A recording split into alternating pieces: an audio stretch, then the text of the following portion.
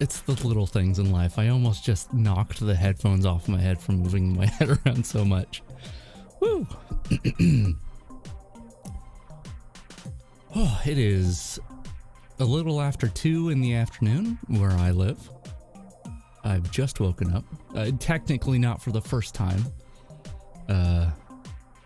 Which, not actually super related to waking up, but in less than 24 hours. It's going to be about 24 hours from now. I am going to get a needle stuck in my arm and get my first dose of ye good old vaccine. Kind of excited about that. Although I'm probably not going to react very well to it. I'm glad to be going through with the process. Anyway, hello. I was up very late last night. I shouldn't have been up very late last night. I should have just not continued working on stuff past a certain point, but you know, it is what it is. So unfortunately I am starting later, which also means I am not going to be able to be streaming very long, but that's okay. We'll get some stuff done. But to show you what I was working on so late, where is my mouse? Where is it at? Oh, here it is.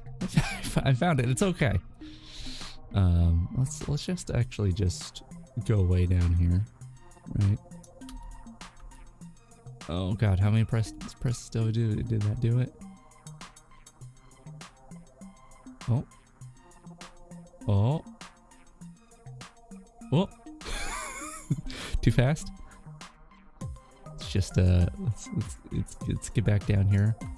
There's my little ball feet. And whoop. I actually have to zoom out because it's too big. Look at this. Look at what I did. Woo. I mean, I didn't make the model. This model is ripped from the game. From Breath of the Wild. That's what I'm going to hopefully be starting up today. Oh my God, I love the ears. What was I saying? Yeah, so the model's ripped from the game. No, don't kill. I'm friendly bokoblin. Yeah, so the model is ripped from the game. I did just throw a subsurf division on it, which basically just adds it like doubles the amount of vertices, so it smooths out some things. I also had to patch up some seams and stuff, which it's not perfect. But the other thing is the thing that took so long. Well, no, actually, this took about, I don't know, maybe 30% of the time I spent on this. I retextured it. So like all these stitches and everything on this may look a little weird, maybe not as polished as it could be. But that was me actually going in Illustrator and redoing it all, because the texture resolution was really low and very noisy, and upscalers were just taking the noise and making it more pronounced. So I went ahead and retextured it. So that took a very long time. At first I was like outlining a couple of the stitches very precisely, very neatly, and then I'm like, there are like 100 stitches on this thing. I cannot spend so much time on each one. So I attempted as fast as I could to make everything. You can see it just kind of like stuck on here. The back of it's, I still got my fan, you know, I still got the ventilation going. But yeah, I think it turned out well. But the other thing that took so much time with this was not the retexturing. It was the shader, because if I go ahead and I took a screenshot of this. Which one of these is the right one? It's this one. Okay. So if I go ahead and pop this in here, you can see, so this one on the left, right here, is the basically using the textures that were available, and just Unity's standard shader. This is the best I could get out of that. This is how it looked, and it, you know, didn't look great. And then this is my texture and model and shader all applied, which I think works pretty well. It is a toon shader, but I messed with the specularity a bit, so it's less harsh lines than maybe your standard toon shader would. But yeah, just looking at the two, like I think I did a pretty decent job. But man, I did not remember how to how to do a lot of custom lighting stuff, which you know, to make a toon shader, you have to, you know, calculate lighting to some degree. I mean, Unity does a lot of heavy lifting for you, but you still got to do the maths. And because that information's still fresh in my head, and I like to teach things, I think I wanted, it's probably not fun to watch, but I kind of wanted to impart some knowledge, once again, since it is fresh in my head. So I'm gonna force some learning on you poor unsuspecting viewer. Let me see if I can capture this window.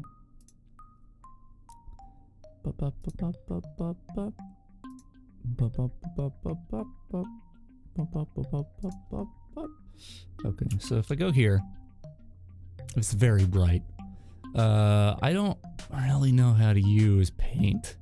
I know that's maybe weird. The last time I used paint on a Windows computer was back when paint was very different looking. It was you know, back in the Windows XP days. I have that. I purposefully went into an older version of Windows and backed up the old version of Paint because I liked the idea of one day trying to like make a small game where I just make all the textures in the old version of Paint. Anyway, what am I looking for? I want to like fill this. There we go. Let's fill this with like a. That's not a fill. And now I've got this one little dot here. Come on. Get rid of the dot. Okay, anyway. I wanted to go over the, I guess it's math. I don't know what kind of math. It was something I was never taught in school, but I wanted to go over how you calculate toon lighting in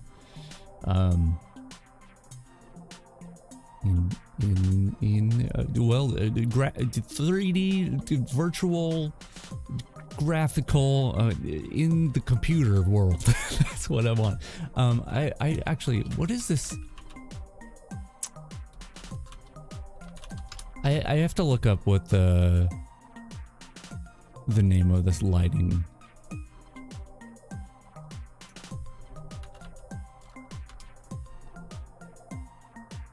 is. Is this a Lambert model?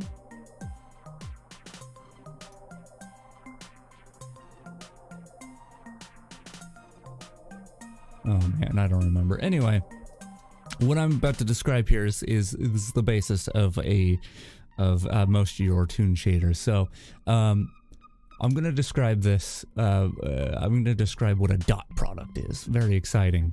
So let's say you have a clock. And once again, I'll get to the game in a little bit. I don't have that much time to stream, so I'm not going to get to that much game anyway, probably. But, you know, if you're watching the VOD, you feel free to skip ahead. But let's say you have a clock, and, you know, your 12 o'clock is here, your 6 o'clock is here, 3, 9, and let's say your minute hand, or maybe the hour hand. Let's say the hour hand is always pointing at 12, no matter where the minute hand is. So we'll make this an arrow right here. And then your hour hand will be pointing whichever direction. So sometimes it'll, or the minute hand, sometimes it'll be pointing up, sometimes it'll pointing, you know, to 6 or 3, 6, whatever. These, for our purposes, are vectors. They're basically pointing in a direction. That's for our purposes, that's what a vector is. So it's just something that points in a direction in this case. So the first thing we need for this lighting model is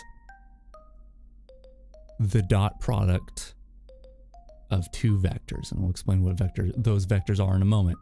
What a dot product does is it's a mathematical function of some sort. I don't know what it's used for in the real world, but it basically takes two vectors. So in this case, it's going to be our hour hand and our minute hand, and it calculates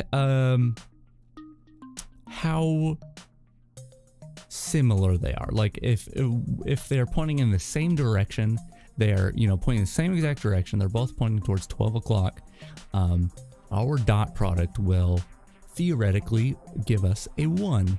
If it's pointing in the opposite direction, it'll give us a -1. And then everything in between will give us something in between. In shaders and graphics and stuff, we represent numbers with colors from 0 to 1. 0 being, oh, that's not a brush. 0 being black, and 1 being white, and then everything in between. So 0.5. That point is not very. Wow, good handwriting.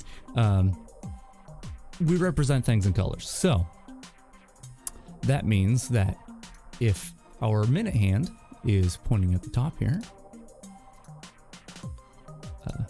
okay, or if our minute hand is pointing at the top here, if it's going to be 1, our dot product's going to be 1, and so we get white. And because this is -1, everything below 0 is going to be black. So if our minute hand is pointing towards the 3 o'clock, it's going to be black. If it's pointing towards the 6 o'clock, it's going to be black.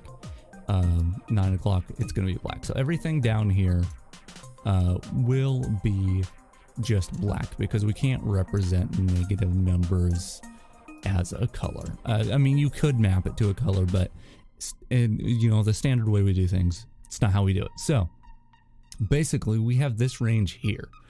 So if our minute hand's pointing up, it's going to be white, and then if it's pointing anywhere down here, it's going to be black. So our in between here at about, what's that, 12, 3, 2, 1, 2:30, 1:30, whatever time this is. I don't really read analog clocks too much. It's going to be like a 50% gray, like we have up here. So 0.5, halfway between white and black. And then if we start going in between those, so we've got oh, you can't actually see this little color window. That's okay. So this is halfway. So this is halfway between that. And that's going to be halfway there. So let's say we're pointing, our minute hand's pointing in this direction. It's going to be this lighter gray. Let's see, the half's about here. So that half's about there. Okay. Just choosing colors. If it's pointing around here, it's going to be that color. And we could start going in between these and being even more precise. I guess I could do a little bit of that. So if it was a half. So, you'd have something like this.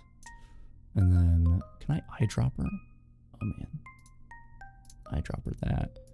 And then, go a little higher, but not as high. Is that right? No, that's going to be like here. No, that is right. And then, you've got something like this.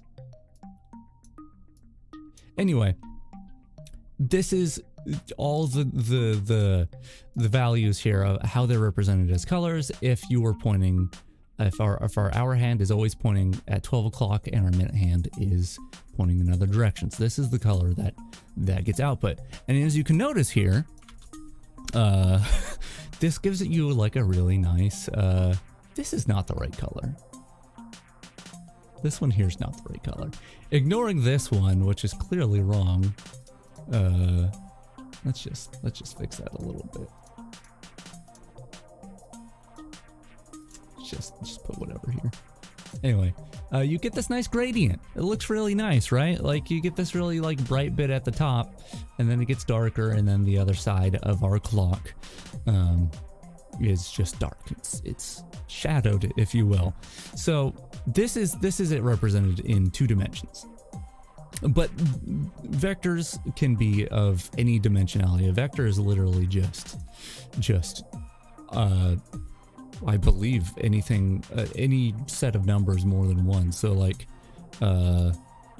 let's see, like, it's just like a coordinate basically. So like 0, 1 is a vector, and 0, 1, you know, X would be 0 and 1 would be, or Y would be 1. That would be our hour hand here, because it's not pointing in any X direction, but it is pointing up. Anyway, that's a vector. And you can add as many dimensions to vectors as you want. This is a 3-dimensional vector, you know, 4-dimensional vector, whatever. The math applies no matter how many dimensions that you have. Why am I doing this? I like to teach. I like to do this. Anyway, we'll be done with this soon. The point is, this is what's called a lighting model. I can't remember if this is Lambertian or if this is Phong or a Blin Phong. I think Blin Phong takes a normal map, but technically you could add a normal map to this, I think. Anyway, how do we translate this clock into an actual, like, a meaningful application? Because we're not dealing with clocks, we're dealing with shapes. So we need 2 vectors once again to make our lighting model. So if we take a circle here, it turned pink. Why did it turn pink?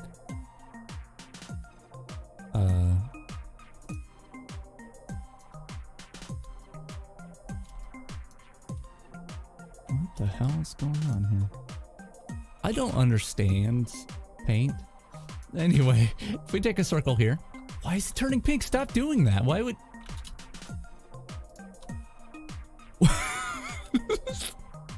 Come on, I gotta finish this lesson so we can get to the game. Okay, so this is our circle, but it could be a sphere, right? We can imagine it's a sphere. We can even color the inside, and it's a pitch black sphere. We can take what's called the normal vector at any point on the sphere, and the normal is just going to be basically the like perpendicular vector to the faces on the sphere. That doesn't make sense. It's basically just pointing outwards. Man, usually I'm gonna use a purple for this.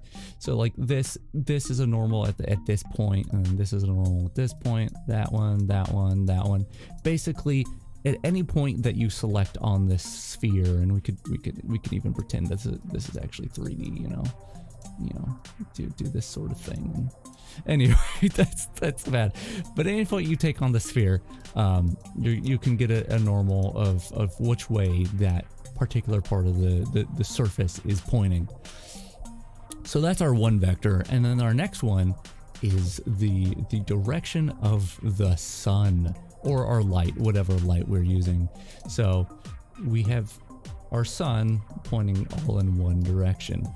And so basically wherever the sun hits in that direction, we take the vector of this sun direction, which is always going to be the same, and our normal direction, which will change depending on where we hit it. So this one's going to be like that. And then we take the dot product of that, just like we did over here. And then you get a really nice smooth thing just like this. I should have opened Unity to explain this. I'm going to now. Because I want to represent this well. It'll take just a moment and then we'll actually get to things. Oh my goodness. I hope learning is happening, but it's I'm probably not teaching this well. We are going to get to the game, I promise. It'd be really funny if I didn't though. Just want to say, like, it'd be really funny if I just kept going forever. Let's do this. All right. I do want my post-processing in here. I know you can't see this yet. Actually, I could probably just... Hold on. Let me switch this to Unity. Okay. That one? Nope, wrong. Okay. Let me just get post-processing in here. No, wrong. Incorrect. This one. Post-processing. No, volume. It's global. This one. And put this on the camera. And say it's the post-processing layer. Okay, now we have post-processing. Okay, and then we'll just make a real quick shader. We'll just call it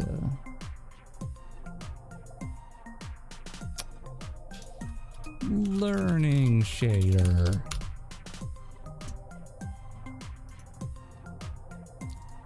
And we'll make a sphere.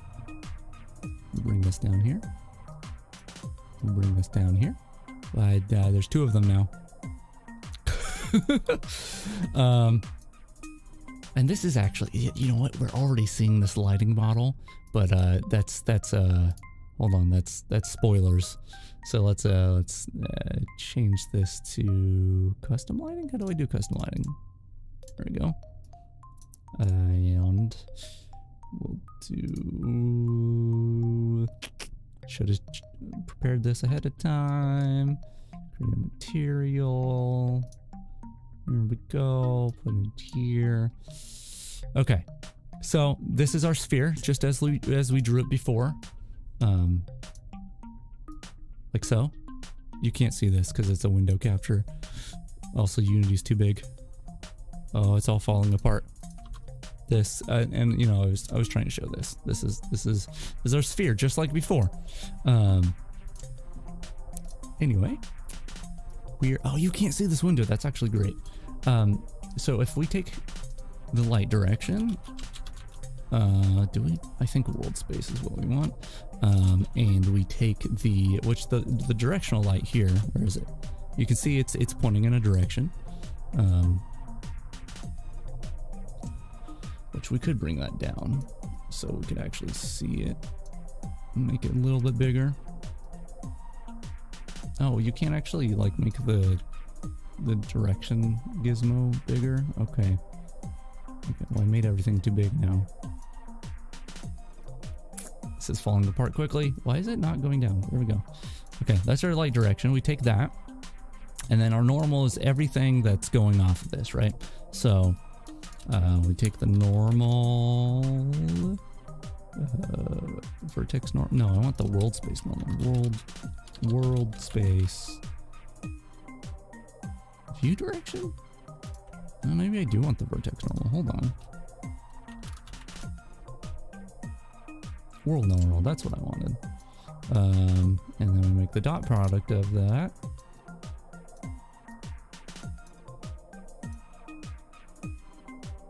And there you go. That's the thing I drew. Remember when I drew that thing? That thing? Like if we go over here and you see that this is like basically you can see the 50% here. Like this is you know that, and you know this is going based off the light direction. So if we were to move the direction of light, you could see there it is. That's how you do lighting. I think it's, oh come on, let's look at Lambert here and see if that looks the same. Oh, wait, make this one. Yes, okay. This is a Lambertian lighting model. That's what you call this. But the whole point of me was showing you how to make toon lighting, right? So let's get back here.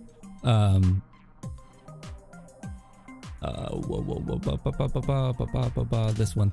Okay. Almost there. We're almost there, and then we can get to the game. My lesson is almost done, I promise. And then you'll have learned. Oh god, I hope you'll have learned. Okay, so we have our sphere here, and we have a Lambertian lighting model. We aren't actually taking the color of it. I could do that, you know, if we want a green light. Light color, and do that, and multiply this by this here, and then we've got colored lighting. That's great, but we're gonna make it white because that's where our lesson lies. Anyway, Lambertian. Let's hold on. This is in the way. Let's just move this off screen. Okay, Lambertian lighting model. There it is. But this is nice and soft. But we don't want nice and soft. We want sharp lines because we're making cartoon graphics. So how do we do that? Well, there's a number of ways, and there's some really complicated ways to get some really nice lines.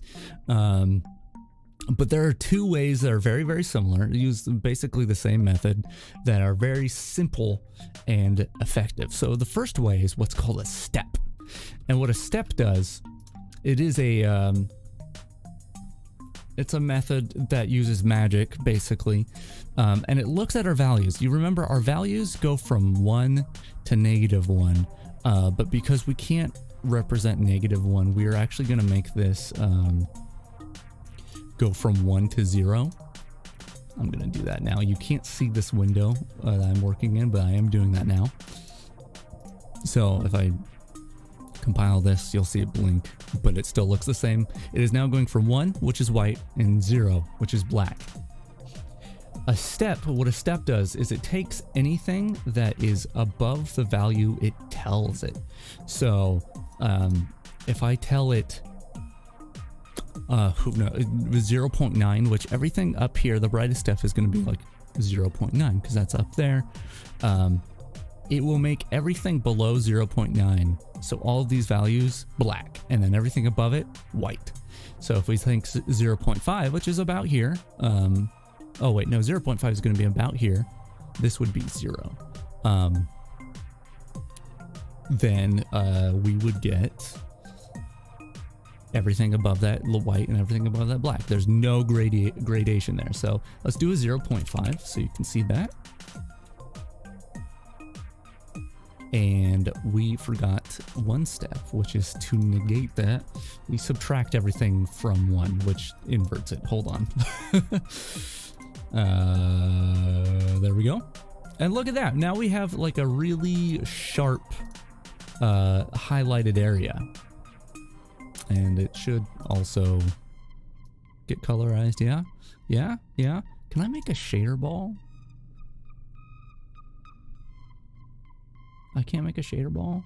There's gotta be a shader ball. Hold on. There's gotta be a shader ball somewhere in these files. Shader. I don't want a model. Want a model? No? Ball? There's no shader ball? For real?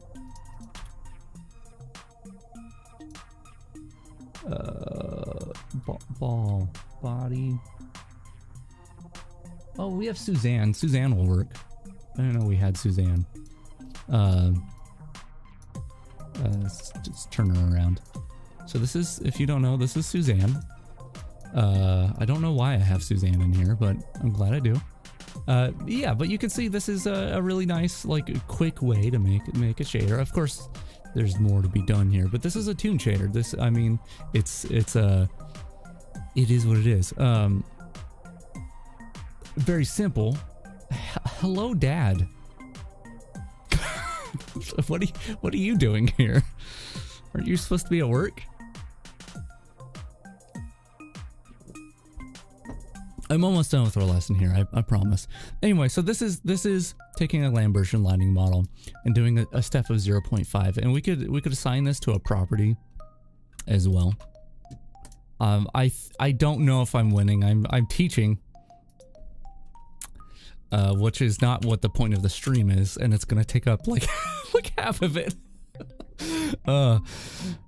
Anyway, but I like that I am teaching this because I'm about to play, you know, one of the most popular games that uses toon shading, really unique toon shading even. And so I like imparting that knowledge. So let me make this into a property. So you can actually see this in effect. Suzanne, let me look at the material here. Did you not select the material? There we go.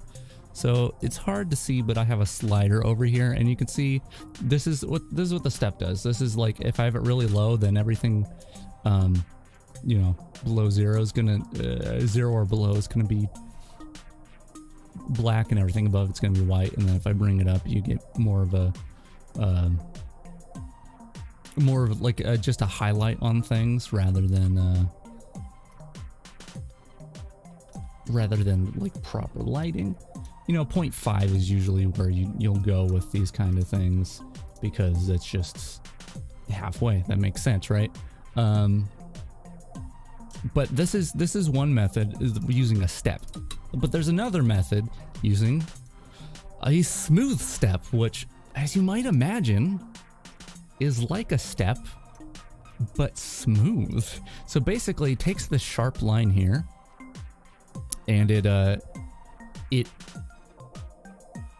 instead of just abruptly halting it, it either lowers or increases the range of the gradient. So if we put this back on to the Lambertian model, which now it is reversed, but actually we don't need the reverse anymore because a smooth step, we can do that all at the same time. So basically before we were just saying, hey, everything above here, cut it off. But now we can say, okay, there's a gradient here between the two values that we want. Change that gradient to a smaller or a bigger gradient, like a more abrupt or a more smooth gradient. So we determine two values that we want it to go between this time. So we'll use our same slider and then use a second slider. And let me set that up real quick. And you can already see it's done something. So this is like basically pretty much default now. Smooth step still is like smoothing it in a weird way, but this is our 0 to 1. We're saying, hey, just everything between 0 and 1, keep it that way. But we can bring one of these up to our 0.5 like we did before, and you get this like weird kind of business. Yeah, and I'm explaining some of the shader basics behind it before I start the game, which is taking longer than I expected it to, but it's a good time. Anyway, so we're saying, hey, our lower end is going to be 0.5, and then we can bring the upper end down, and you'll see as it gets closer to that 0.5, the sharper it becomes. So if we make them both 0.5, sometimes you get weirdness if they're exactly the same, but we get that same exact thing as when we are just using a regular step. But this is really cool because this line is like really, really sharp, and that isn't always what we want stylized wise. So we can increase it by very small values. So I can say +0 or 0.01, and you can see that our line becomes a little bit blurrier. So if I do like 0.01 and I just start slowly increasing this, like you can get like a little bit of a soft edge or more of a soft edge like that. And that may not look all that different, but it's a lot easier on the eyes often. So we can just keep increasing this. Uh-oh. Unity froze. Is it gonna crash? Are we okay? No, I'm doing a build? Why are you building? Are you gonna do a build and run? Because that's gonna break things. I hit a hotkey that I didn't know was there. I did it again! No! No! I did it. It's building again. Which I think the build is failing because I'm running the program right now as well. That's funny. I'm just trying to paste. I'm just trying to paste a number.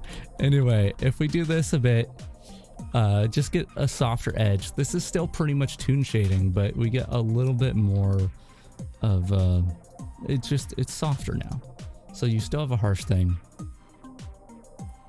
Anyway, the reason I wanted to point all this stuff out is because it took me not only a long time to remember how to make a toon lighting model, but the other problem I have, and I can just show this real quick, if I take what's in Amplify Shader Editor, which is my shader editor of choice, if I take what's called the indirect specular light and pop it in here,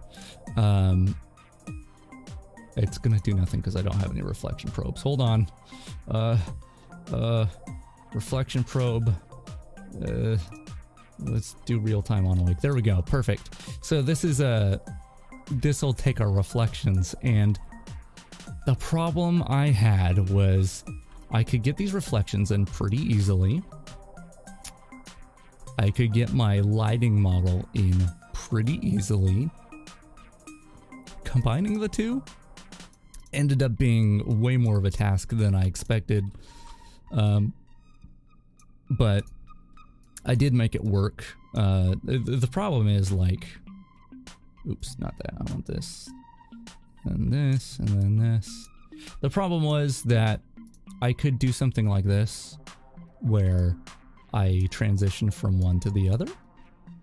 And we can make this a little bit darker to make it more believable.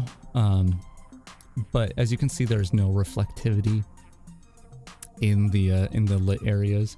And like in this simple situation, I can totally just multiply these together and it should be mostly okay.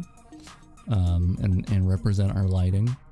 Mostly, I might have to fiddle with that a little bit, but you can see it's hard to like balance that and the lighting model and all that. But eventually I did it, and I ended up with this shader, which let me just pop it on here. Super bright in this case. But you know, the shader that is, you know, pretty much a very custom, very functional toon shader. Which this is the texture that I once again I recreated the texture on this. It is still noisy, as you can see, but from far away it looks really nice. As opposed to I can throw the original texture on it so you can see what it looked like. Yeah, so this was the original texture, which from far away it looks better than mine, I think, but this is my texture. So a little less polished, I would say, but sharper. Anyway, that's the lesson for today. You're all excused. No, you're not actually, because I'm going to start up the video game. Let me close this. Let me go here and change this and remove this from here. That's gone now. And then go back here and close this thing. Don't save. I don't need to save this scene. And just for old time's sakes, you know, let's look at this again. Our nice lighting model explanation. I think I did a pretty good job of drawing it in paint. Anyway, we'll get to the game now. I apologize if you weren't here to learn and I taught you something. That's the worst, isn't it? Oh, you know what? I totally left the game in rest mode as well. And we'll get to compare. We'll get to compare sizes. I mean, not sizes. Look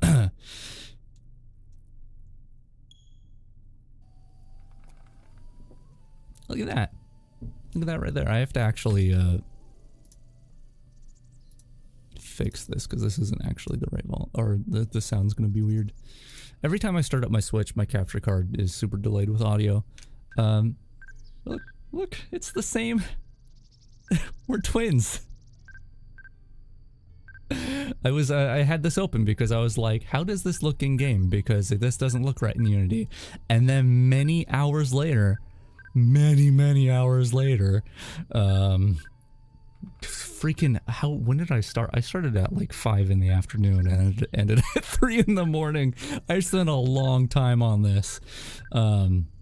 Well, look at us. We're the same person, basically. I need to switch my monitor over to the video game.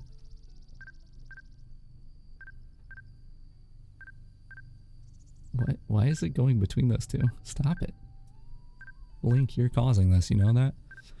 Yeah, look at that. Look at that. I mean, obviously the game, mine doesn't fit the aesthetic of the game perfectly, but I did that on purpose. I wanted somewhere between a toon shader and a not so toon shader because you know, my little robot appearance is not toon shaded, right? And I think I did a pretty good job of finding a middle ground while still representing the final product. Man, I had to.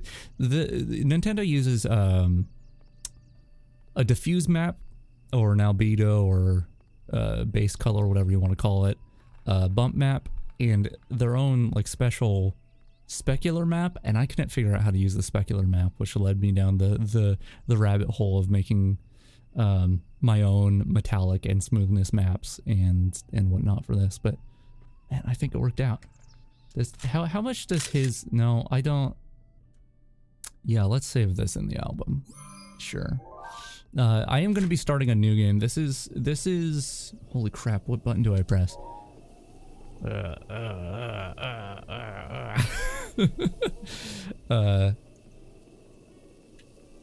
just look at the light. What am I doing?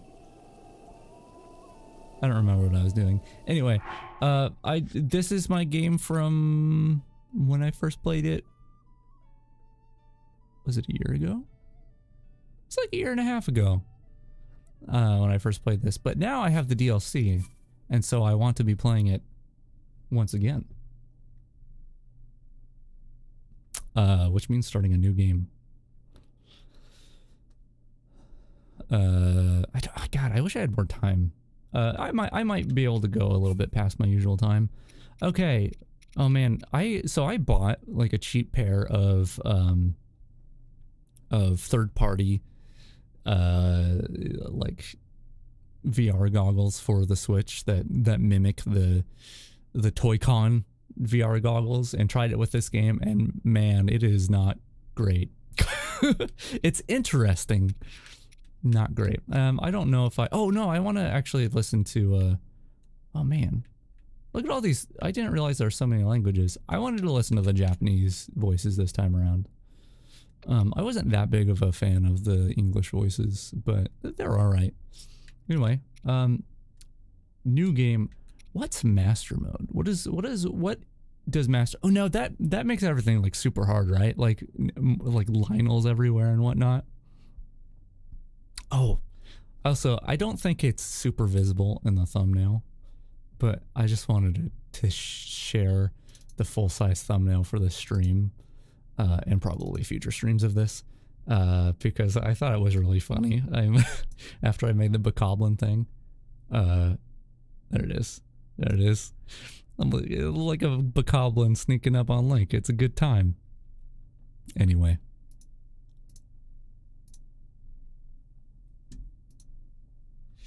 The Lionel in the starting plane. Yeah, I don't know that I'll do that mode this time around. I did the overwrite previous save data. I guess that's okay. If I commit to it, right?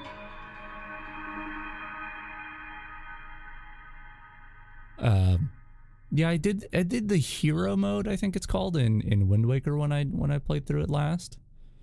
I didn't 100% that, but I came pretty close. I was at like 19 hearts or something like that and got most items. Didn't do the trophy picture stuff because that takes too long. But that was pretty cool. I enjoyed that.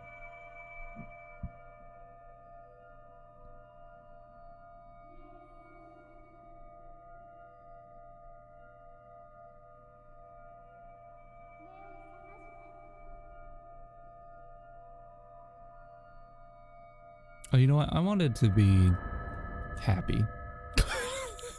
I always want to be happy, but I wanted to do the happy face for the Bokoblin mask because it's just so good.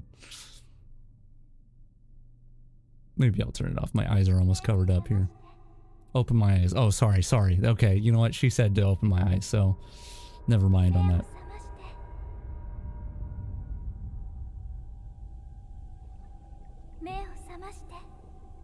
Link.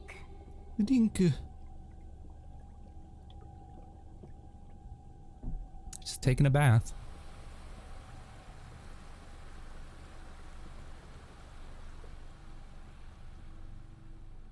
So I thought about playing this on an emulator,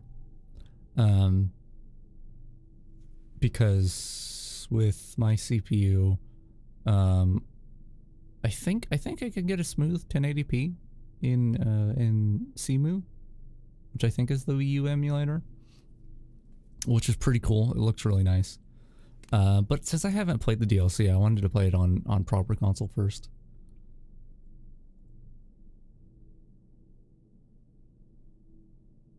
So theoretically, there might be more Breath of the Wild in the future. I don't know. Like after I play through this, which I really don't have all that much time today, unless I steal some time away from the rest of my day, which I might do. But if I do short streams of this every time, like I'm gonna have to do some longer streams, or else I'll never finish this game. Oh boy. All right, just get used to the frame rate. It's fine. This feels really weird. Did they change the stick sensitivity? Oh, that was actually that. I remember now. There was a really weird thing. Let me try normal. Now this feels too slow. I'll try this for now. That was a really weird thing with this game that I noticed the first time around is the Joy-Cons had a different sensitivity to them, like than the Pro controller, which I'm using right now. Okay. Are these the controls I used before? I think they are. Examine.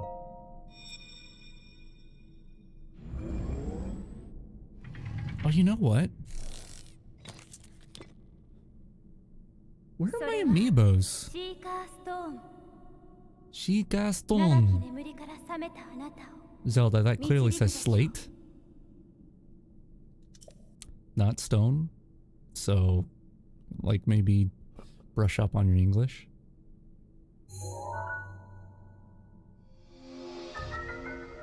You know, looking at this one image right here, the thing that really bums me out about the Wii U version of this, which I have not played, is it's like the obviously if you're holding the Switch, it makes sense, like the screen, the Sheikah Slate he's holding, but the Wii U gamepad was supposed to show the map and stuff while you were playing the game, and it did in earlier versions of the game, in preview versions, and they removed that for release. And that's a shame. It might have been a performance thing, but they did have it pre-release. So that would have made that, like, that version of the game potentially better than this one. Well, were these chests here in the beginning? In non-DLC? Probably. Clothing. It's giving me a tutorial. Oh, I saw something the other day about how... I don't remember when I saw it, actually. Okay, let's put some clothes on, I guess. Oh man, it's gonna take me such... It took me, like, playing so much of this game. Oh, you know what? You can't see my map. Hold on, my big-ass bokoblin head's in the way. Oh, am I gonna... Hold on, this is a historical moment right here. I'm gonna move to the left side of the screen. That's crazy. I'm on the left side now. And now when I look over at chat, it doesn't look like I'm looking at you at all. That's weird. That's weird. I don't know how I feel about that. I can just look up at chat over here. That's fine. Bizarre. Well, you know what? If there's not a lot of visual information on the left side of the screen, which there might be, and I just don't remember it, I can be sticking out pretty far to see my big ass bokoblin head. Nice. Okay. Anyway, it took me a really long time to get used to the controls in this game, and it's been a while, so.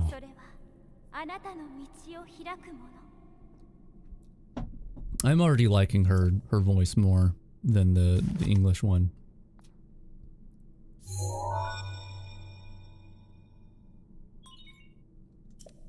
Authenticating. Please select all images with a crosswalk in it.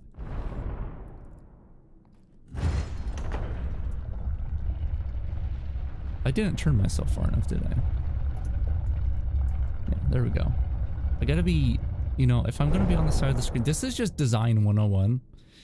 Keep in mind, I did go to school for graphic design.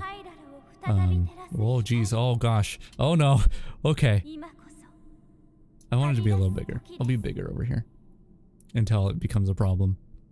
Yeah, I went to school for graphic design. Anyway, while I do want to be a bit in focus here, like, you know, the face is important. Facing towards the game, I think, is good design practice because it's like, hey, you're directing your attention towards the content while also being the content at the same time. Anyway, I've been awake for like an hour. Like, I would like to point out, I pretty much woke up, got something to drink. No, incorrect. I woke up, started the stream, and then got, like, I started the stream like immediately. This is a really nice moment, by the way. I love this. Oh, the bright sun in my eyes. Hold on, there it is. No, wait, there it is. Oh, yeah. Beautiful. Let me tell you, the ending of this game, I absolutely love this game, and I've been wanting to come back to it since I played through it the first time, but I wanted to get a little distance between that playthrough and this one, and my next one, because I didn't want to do it immediately after. You know, I got like 200 something Korok seeds and all the shrines, once again pre-DLC, so on and so forth. I did a lot, and so I didn't want to like burn myself out on the game, but I've been wanting to come back to this game, because man, it's so good, and I'm still not sure where it stands in like my ranking of the Zelda games I've played. I think Majora's Mask is still my favorite game, but this one might be tied for it, and you know, we'll see. Anyway, I was saying that I read a thing or watched a thing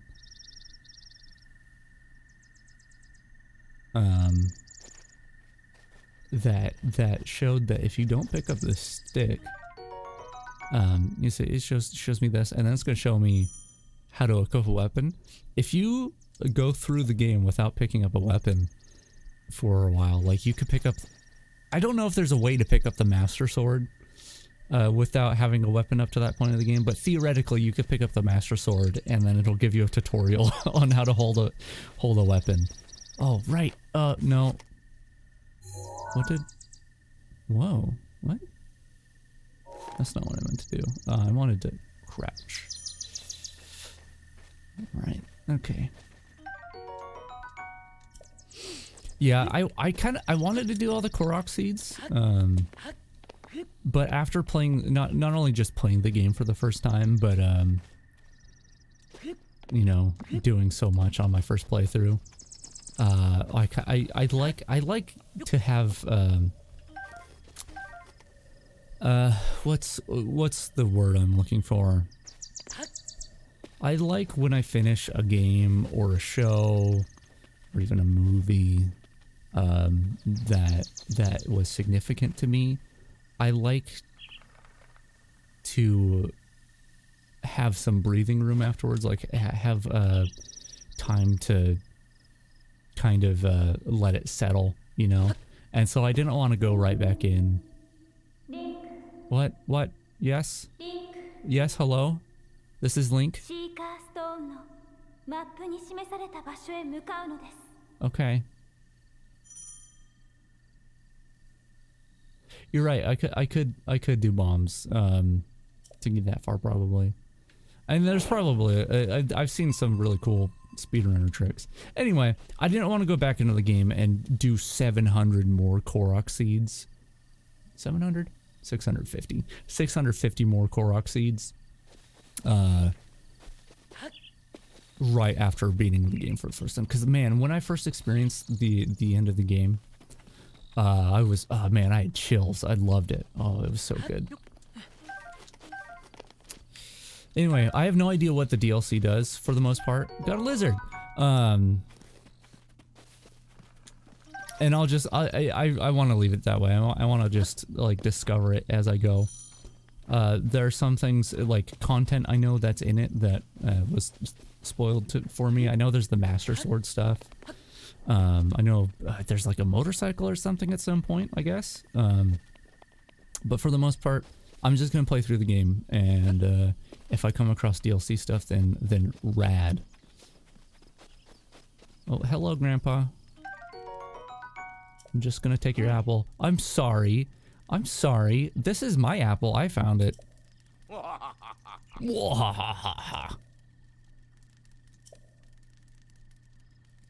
Bye.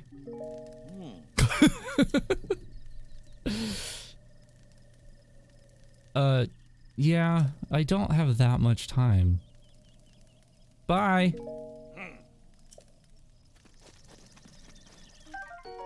Santa's not very happy with me. Change weapon, okay. I want to set things afire.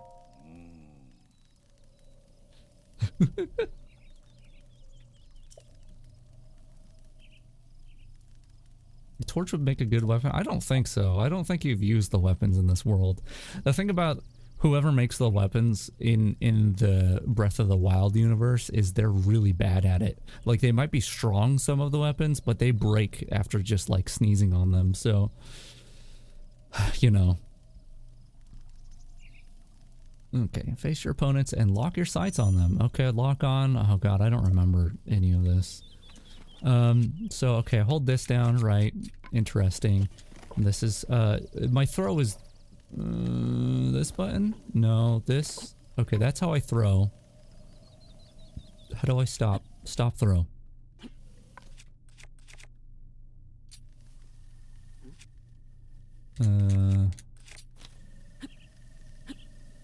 Okay, that's what I wanted. Because I remember if I do this. Oh, he's already holding it up because it's a torch.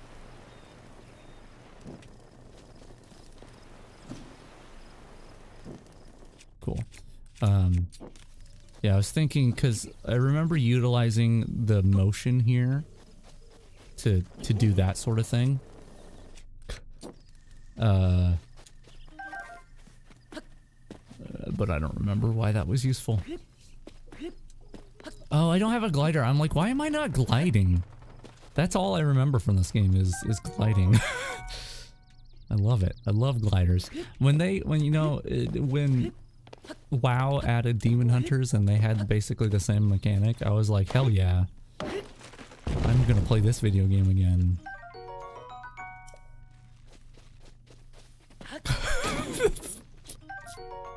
Yeah, this old man, he knows who I am. Like, you know, not to spoil anything, but he knows who I am. He's been waiting for a long time for me to return, and he knows that I probably have some sort of brain damage or something, and he's just hoping for the best. And I come out here, he tries to talk to me. I'm like, okay, bye. Take his torch, and then just starts lighting apples on fire, like.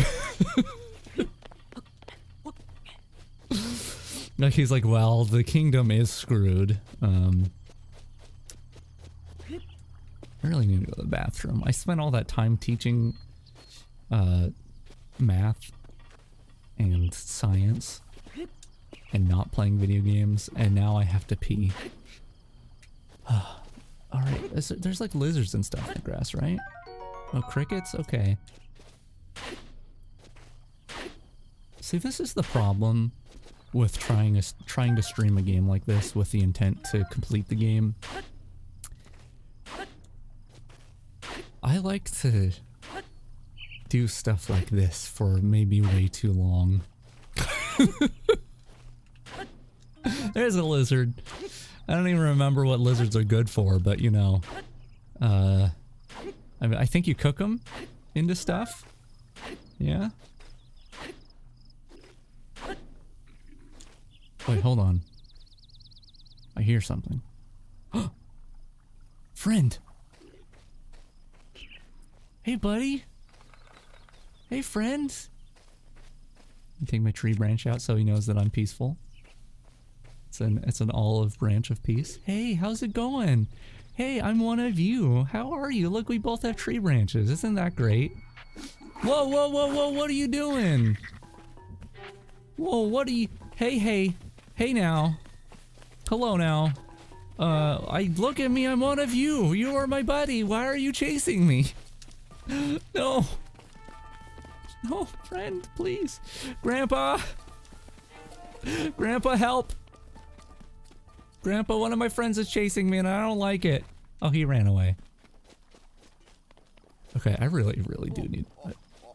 calm down, Grandpa. I really do need to go to the bathroom, so I'll be right back. You stay here with Grandpa. Keep him company, and then we'll play a little more of the game.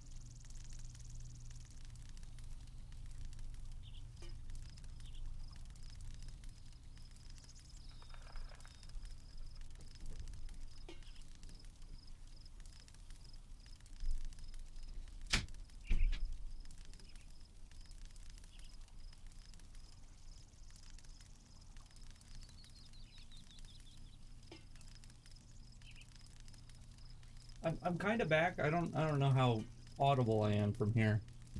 I'm trying to remember where my amiibo are. Is it in this box?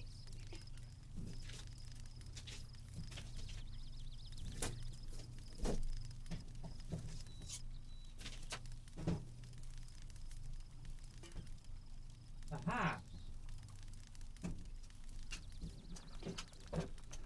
Uh-oh. Link! Link! Link!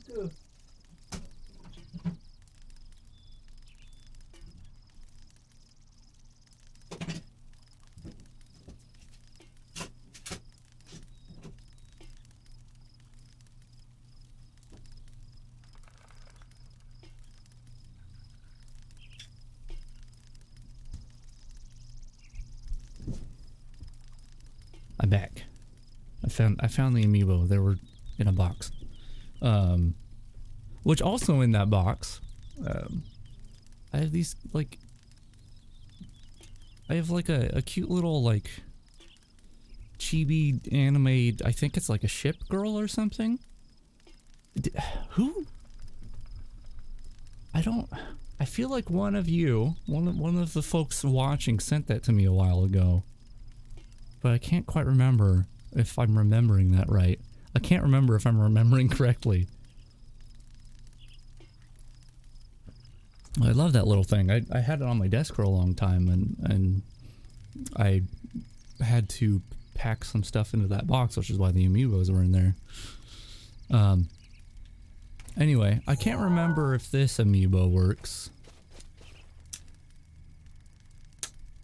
Well, I can't do amiibo yet. I gotta do the tutorial stuff, don't I? Okay, let's do that. Alright, old man, grandpa. We're gonna hurry up. Can I dive here? Oh wait, Link can't swim, can he? I mean, like, not very well. without a lot of stamina. See, when I first went through this game, I focused more on stamina than on health. At least initially. I ended up with a lot of hearts, which you may have seen when I started up the game. I'm almost wondering if I should do something like it the opposite way this time, but I really liked climbing around and stuff, so, you know. Man, this is such a good game. I really love the environment in it.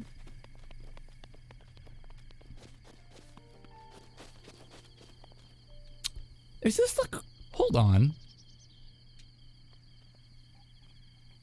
Is this the courtyard from Ocarina of Time when you look in the window at Ganondorf? Like when you meet Zelda and you look up at the windows and Mario and Luigi are like over there or something? Oh, maybe it's the other side. Is this that courtyard?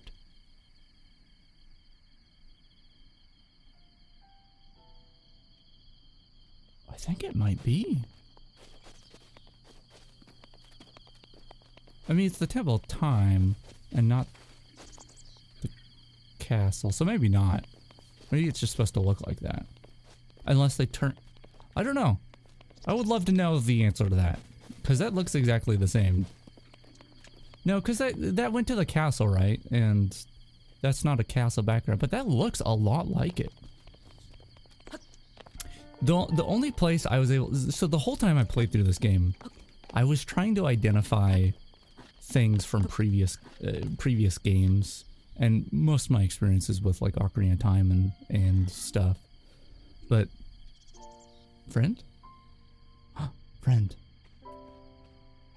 And the whole time I was like, yeah, I get that this is supposed to be like the same area, like this is supposed to be the, you know, Death Mountain and whatnot, but I was like, I couldn't visually like see a one-to-one comparison. No need. No need. It wasn't until very late in the game that I came across, okay, I'm just trying to talk to people. God, what a jerk. Alright, maybe I can beat him up. Oh no, he left. Anyway, I'll go to it eventually, but there's a point where you can see Lon Lon Ranch basically one-to-one as it was in Ocarina of Time, and as soon as I realized that, I started like getting my bearings on like if it were Ocarina of Time, how I would like go to other places, and at that point I was like, no, this totally matches up. Which is really cool. That was a cool moment. All right, this thing's about to break. It's one step closer to the edge, and it just broke. So, you know. Alrighty. That was the nicest thing Link has ever done to a pot. It was lying on its side, and he picked it up and put it upright. Never has any pot seen such delicacy. That's not the right word. Such care from Link. Anyway, this is what I meant to do. Oh, arrow?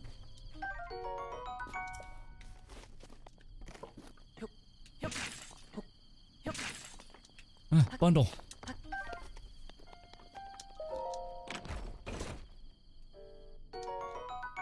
Okay.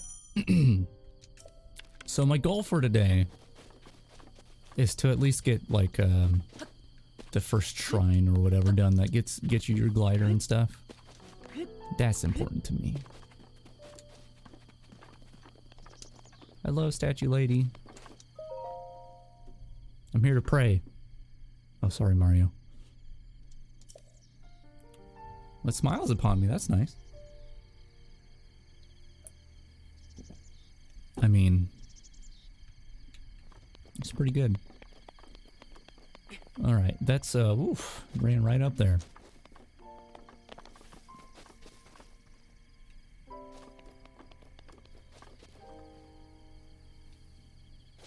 Such a pleasant game. It honestly is just so nice.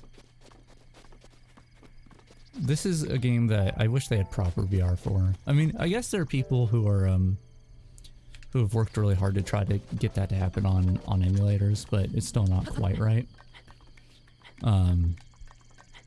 But the problem with the VR mode in this, and I wonder if I can turn that on just to no, I can't because I'm using the Pro Controller.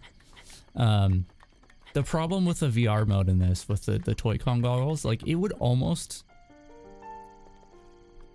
be worth playing a little bit if it weren't for the camera control. So you see how, like, when I move the camera in this game, it is centered around Link, right? So it's always looking at him.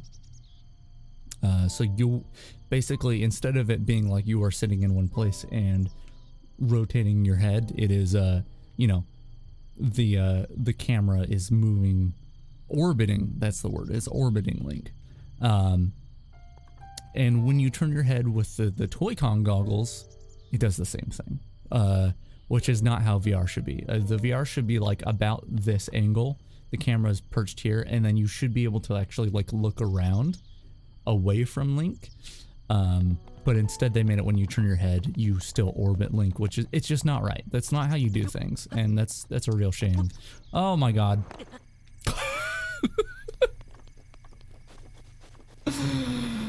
We're off to a good start. Off to a good start.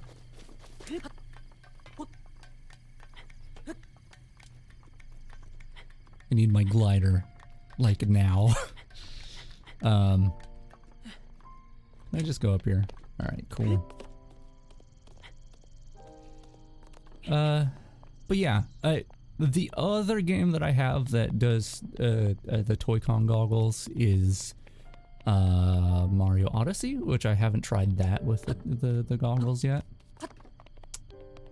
I had to really like, cross my eyes to get this one to work, so I imagine it's the same for Odyssey. You can switch you can switch bros quickly. Yep, that's exactly what it said. And oh, there's a little indicator on my map. I should have paid attention. I'm getting ahead of myself. I'm supposed to come up here later. I'm gonna die. I'm gonna die if I am not careful here.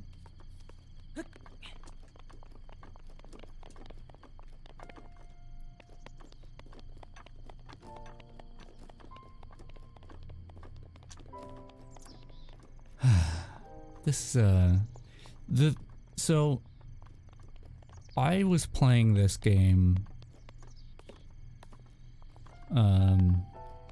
at a time when it was shortly after I first moved in here, and part of the big reason for me moving in here was for my mental health. I've been living in not good places for a long time, and so this was the first time I was living in a place that was like, okay, this is gonna be home for a while, and it's gonna be good.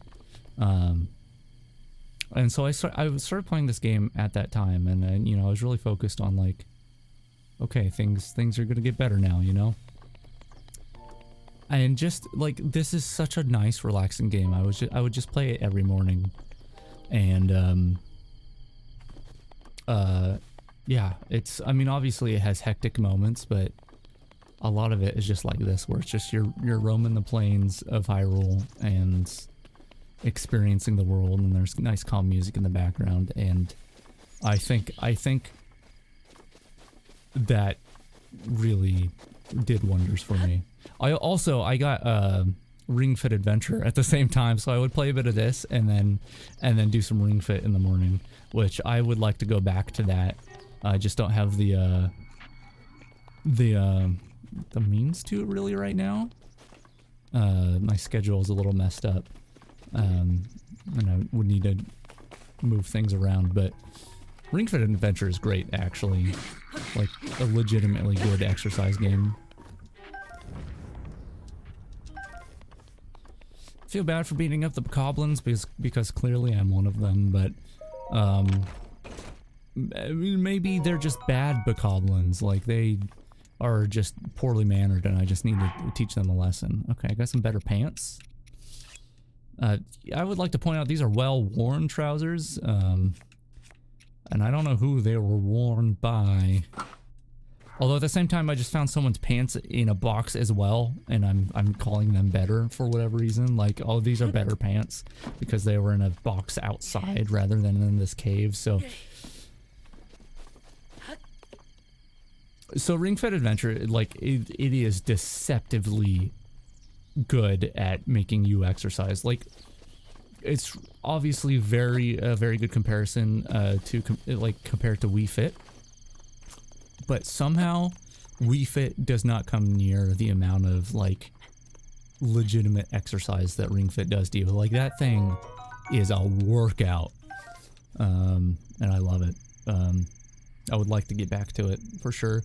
Lately, I've just been going for, like, 15-minute walks every day, which has been nice, because can't do anything too strenuous right now. But yeah.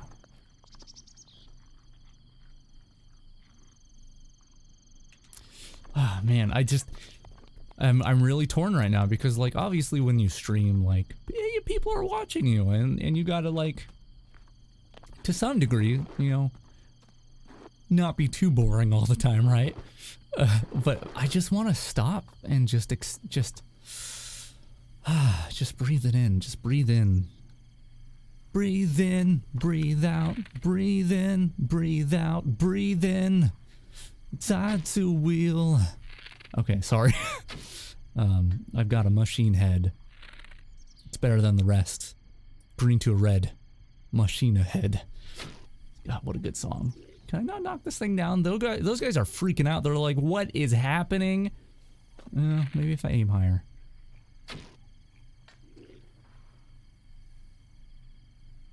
That was anticlimactic.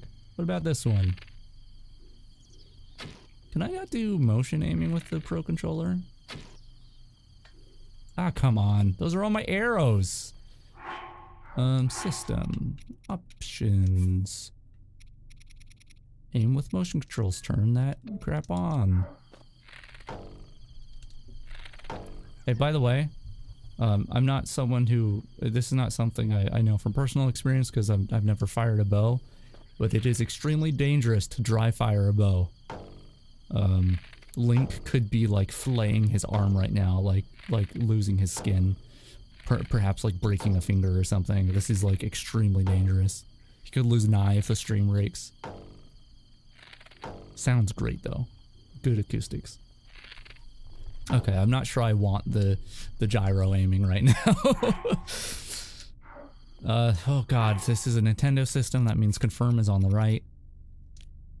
You know, I accept the way that the standard controls are for like American games, how generally speaking the bottom button on the right side of the controller is your confirm button and the right button is your cancel button, but I don't know why we ever changed it.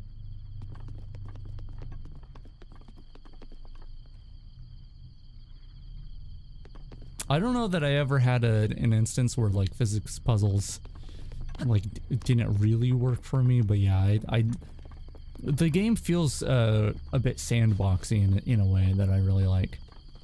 What was I saying? Right, Japanese controls. Back in the day before I played the video games, the right button was confirm in Japan and the bottom button was cancel, and like the worst offender is PlayStation because you know, you have your circle button, your maru, which is circle in Japanese, and circle in Japanese is confirm. It is like, it's okay. That's good. It's circle, and then your cross button, your X, means that's your batsu. That's a no way.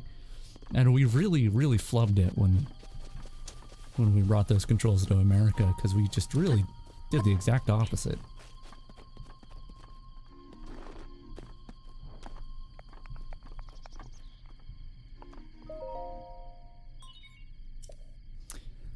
It's taking me a while to just get through the tutorial-ish area of this game, isn't it?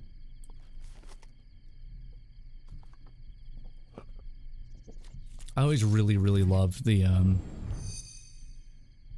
Are we doing drippy drip right now? Please watch for falling rocks. Drip drip. Drip drop. I don't remember if this one does a drippy drop onto the Chica Stone. But I really love the idea that like the technology is like this very like physically like chemical thing where like the information drops from the stone onto the slate.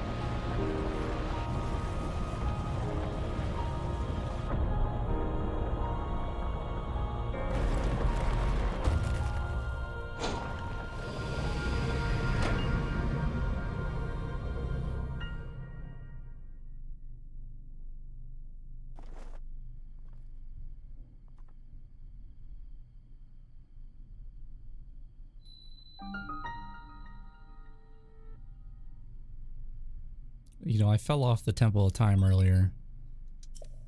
Yeah, this imagery I think is just incredibly cool.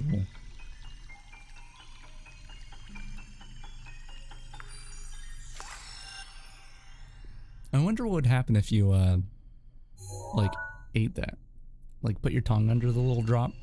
Do you think that you would learn the map rather than your tablet?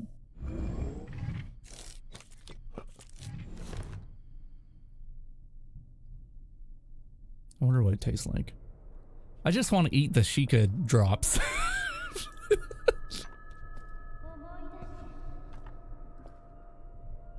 Oh god, that's a sniper. The enemy sniper.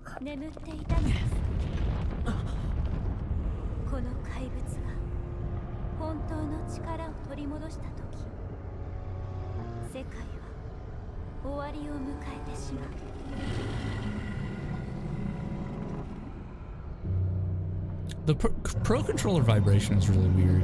Like, I think it's probably the same, like, HD rumble that the Joy-Cons have, but due to it being, like, a larger casing, it's weird. The Sheikah drops taste like frosting. You see, the thing is, the reason I don't like cake is because the frosting is too sweet for me, so that's kind of a bummer. I was hoping it would taste like, I don't know, like a not frosting. Well, here's where I die trying to climb down this thing. Yeah, the best birthday cake I ever had was my aunt. Those sour droppers, that's probably closer to what it would actually be. Yeah, my aunt one year made me a cake without frosting, and it was amazing. And it was all to me because no one else wanted some frosting-less cake. Cowards. Can I just? Oh yeah. Now we're doing it. Woo. Don't die now. Making it down. Grandpa? Grandpa, you have my glider.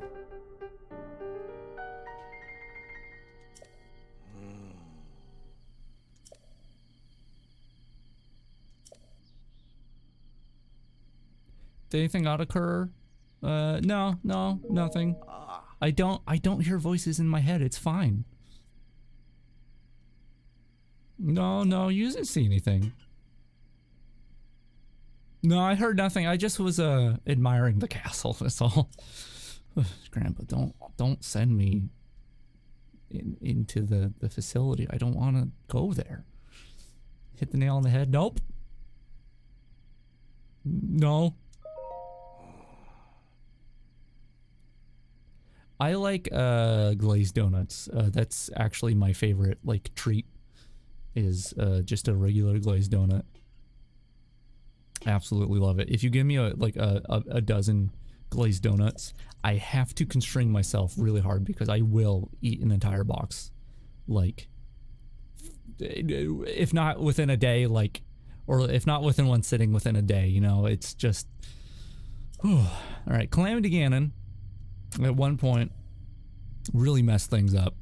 And now the castle's actually really cool looking, so can't have that. The bureaucracy of Hyrule will not allow it. Yeah, I'll go to the castle. See, the problem is, like, I know better than to eat 12 donuts. Like, I know better.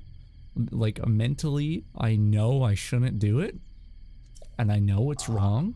And especially with, like, the GI, like, disease that doctors don't really know, what I have. Like, it's not a good idea to eat 12 donuts. But does that stop me?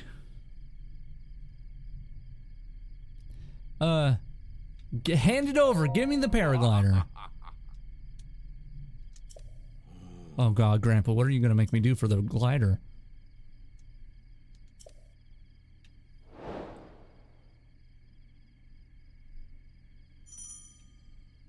Okay, got it. Let me show you something. I don't know, Grandpa. Yeah, let's go and save. Just follow. I wanna go faster, Grandpa.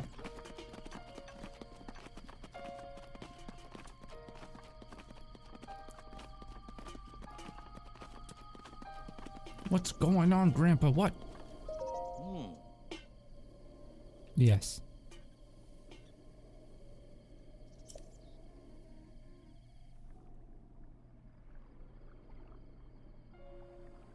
All right, I should be marking stuff, shouldn't I? I can do that, right? So I can, like, I mean, I don't need to mark this shrine, but, like, over there is a tower, right? And I think I can do that. Like so. And then I think I could even mark them with, like, more permanent pins, I believe. If I recall correctly, that's what I did with the Koroks when I came across them when I first played through.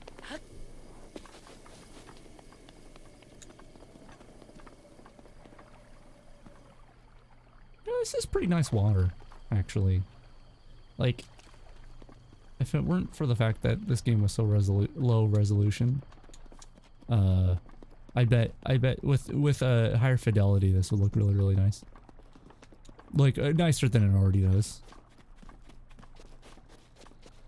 I see some metal chests. What? EX? Is this DLC stuff? Ruby? What do I need a ruby for? Get out of here, chest. Pink.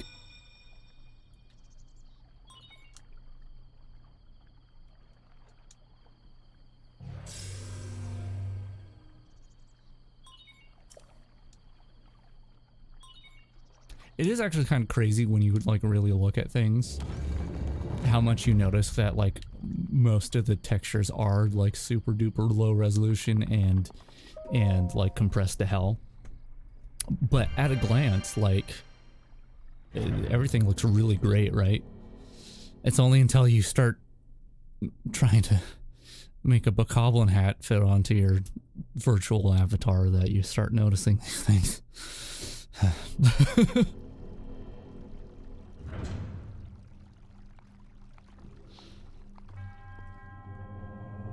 Come on, oh. Actually, something I was really impressed with this game is, let's see, is one of these walls gonna do it? Yeah, look, if you look at the wall, this game has screen space reflections, which is, I mean, I guess it's not that expensive in the grand scheme of things, but this is running on the Switch, right? Like, my first thought would be like, yeah, no, you can squeeze some more frames if you don't do screen space reflections. But they did it, and that's great. That reminds me, Hitman. This is the first time in a while I haven't streamed Hitman. I haven't played it. I don't know if y'all looked at that video I made. I spent 2 days straight or more. 2 days straight on that stupid Austin Powers video that I made with the horrifying thumbnail. And it's 2 minutes long. I spent like 20 hours on that thing. Oh my goodness. What was I talking about? Hitman. Magnesis. For the Switch. I was wondering how they made that game run on the Switch, because it's like, there's no way. There's no way they're making that game run on the Switch. And I was right. There is no way that they make that game run on the Switch. That game runs on the cloud. So it runs off of a server somewhere, similar to the Stadia version. And that's how the Switch version works, which does mean that like you get a really nice looking game on the Switch, but that also means that it's dependent on your internet. And most of the time, unless it's an exclusive like this, if I'm getting a game for the Switch, it's because it's portable. And not that I have a lot of places to go, but I like the idea of having things on the go, so yeah.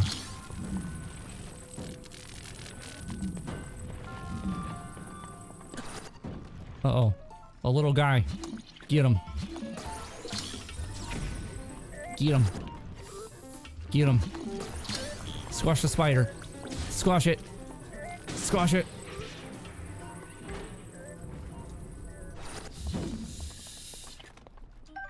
Nice. Nice. So, this game, like I said, it's very sandboxy, right? It's, the very nature of it is, that of a game that you, can solve things in a number of ways. And, that's kind of problematic for me, someone who has a tendency to break video games a whole lot. Is there something in the water? No. Just have water for no reason here. Yeah, so someone who has a tendency to break games, I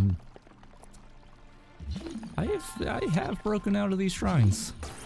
And one of the times was I fell out of the shrine, and you can't return from that. At least not from that shrine.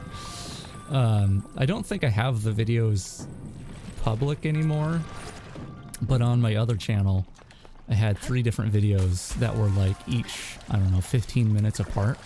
Oh god, get up! Of Link just falling into the void, which I know I already did some like video game lesson earlier, but I'm gonna have to impart some more knowledge again. Most video games these days use, for coordinates and stuff, like the position of the player and objects and everything, the coordinate system uses what you call floating point precision. That means basically it has, like, I don't know, a maximum, there's a maximum amount of digits that can be in a number. And so that means that at most you can only go a few decimal places, basically. The 4 or 5 or 6, I don't remember how many it is, but the bigger the number, the less decimal places you have to work with, which means that the precision of the player's position, including, you know, the model itself, each vertice and everything, basically it has less positions to snap to, if that makes sense. Like 2 points can only, you know, be like, if the number's really big, the coordinate you're at is really big, the distance the points can be together is much larger.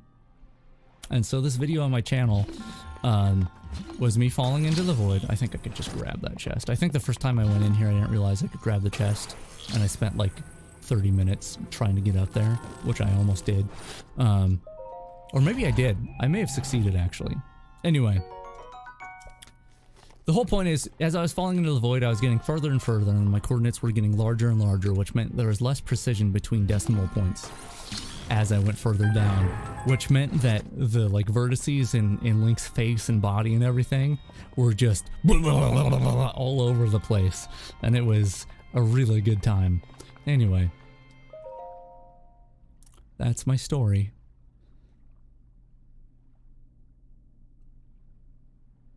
Beep. This is the only time we're watching this cutscene, by the way. Every time we can skip this, we will. Except for right now. Also, is that a big mushroom on his back? Also, is that E.T.? Also, why is it talking to me?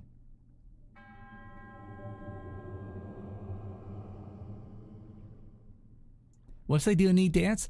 Man, if you tell me that there's like a 1 in 100 chance that they'll do a neat dance, I'll watch this cutscene every time. The playthrough's gonna get really long.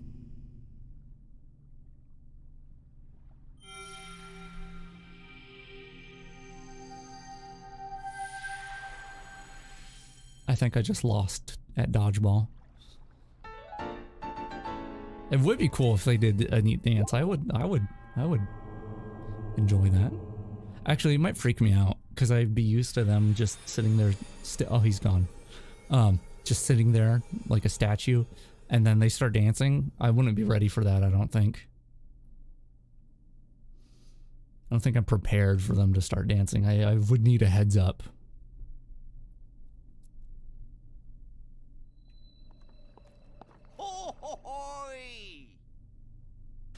Grandpa!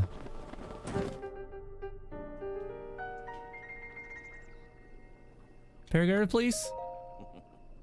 GIF glide?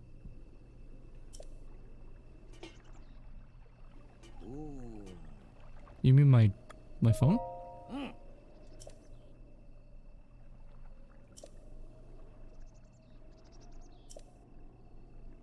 You know, Grandpa, if I ordered a glider off of Amazon, they wouldn't have to tell me a story first.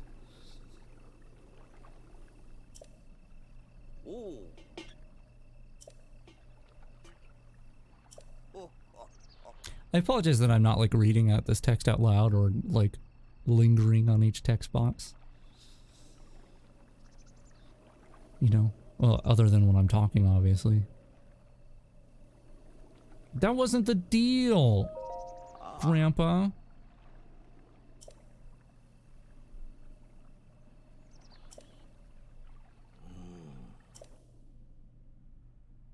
Got it.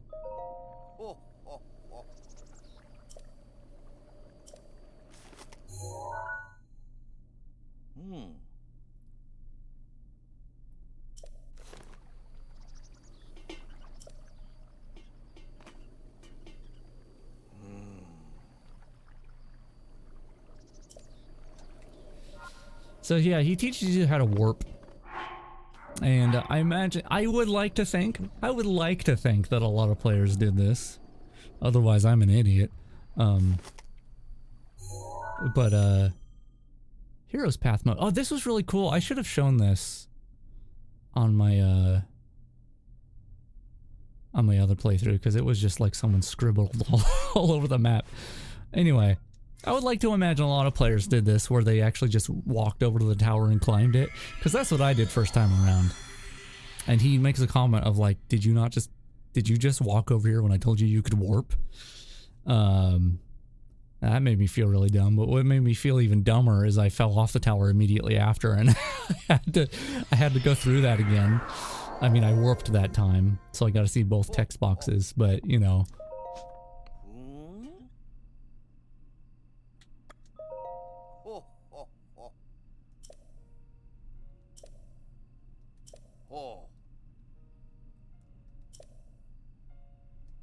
I did know about the scope. I've already done it. Yeah. Can I have the glider now?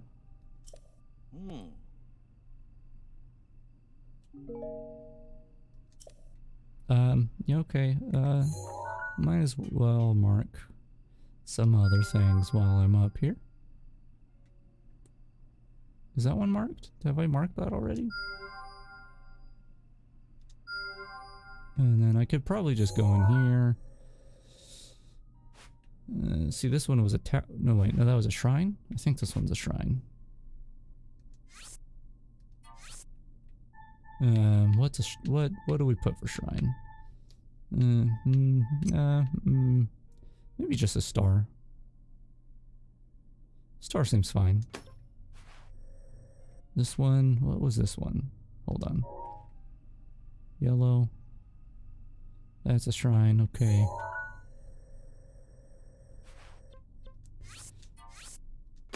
Bam. I think the rest are towers. So let's change this. A shield is like a tower, right? I think these are all towers. I might be wrong. Cool. And let's save. Save. Save.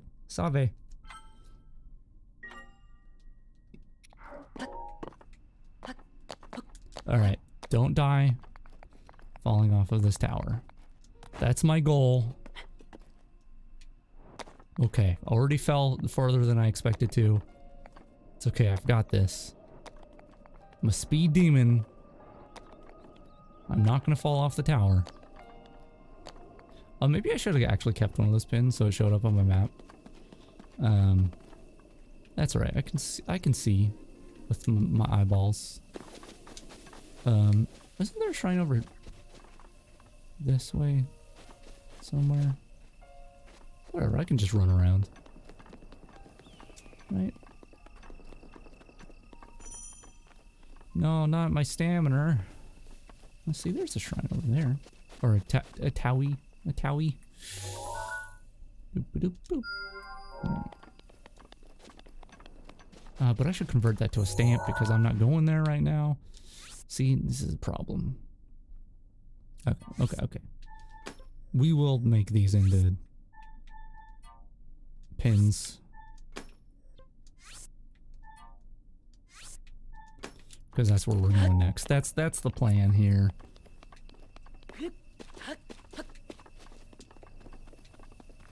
Have I marked that tower? It doesn't matter. I can see it from a distance. Oh yeah, over here. It's a shrine. I don't have a shield yet. Oh, can I search these? Oh, I didn't realize I could search these earlier. I didn't realize that was a thing until pretty late in the game.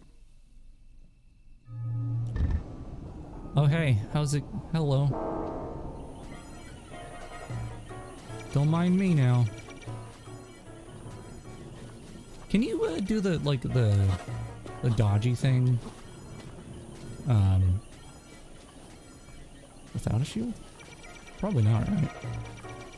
No! Link! It's not what we're doing right now, buddy.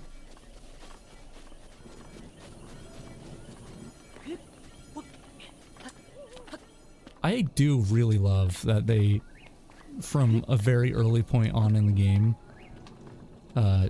just really pound fear into you by putting one of these guardians right here. Like, hey, just so you know, these things will ruin your day. Don't mind me.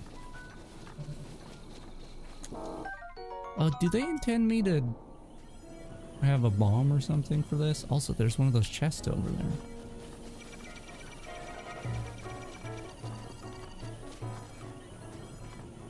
Hold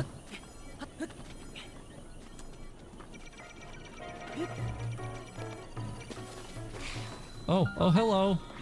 Hello. I've got no time to chat right now. I'm here to do a shrine. Right, we're skipping this too. There's plenty more of these cutscenes to go, so... Yeah, I feel like they want me to dodge the laser beam or something, but whatever. Whatevs. Oh, bomb trial. I don't have bombs.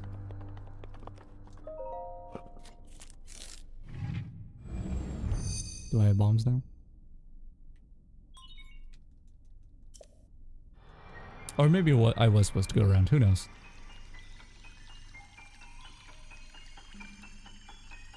That's what I like about this game. Is you've got options.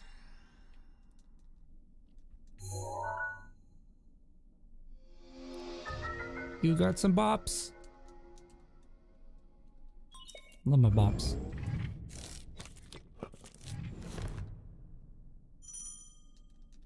Got it. Actually, I didn't pay attention. That's fine. How do I... Hold on. Nope, wrong button. That's what I wanted. And throwing is this button. And that means that button. Got it. Remember now. Now that the game told me.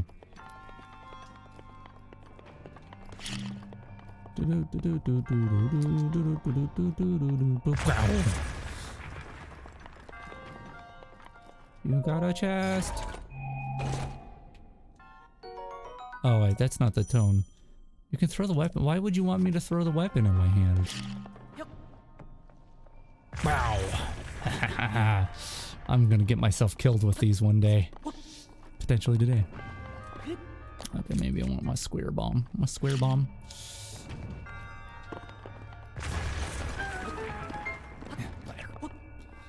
Okie doke. That's not my crouch button.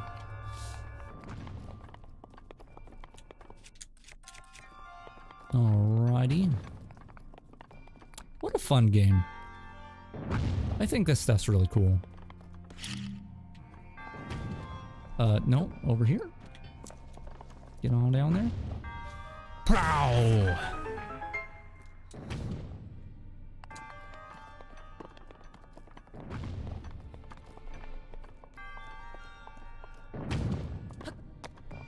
Send me over.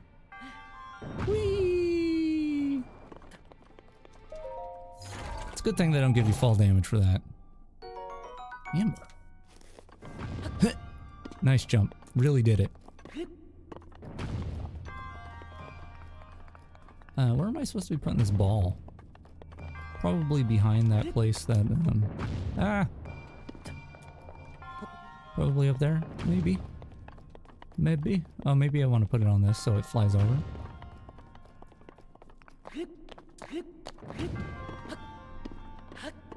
See, if I had my glider, I could probably get up there. So they didn't, you know, they didn't intend you to have a glider at this point. Excuse me, taxi, send us over, please. Whee! Hey, you sent him over, but not me. It's pretty racist or something. Xenophobic, probably. Speciest?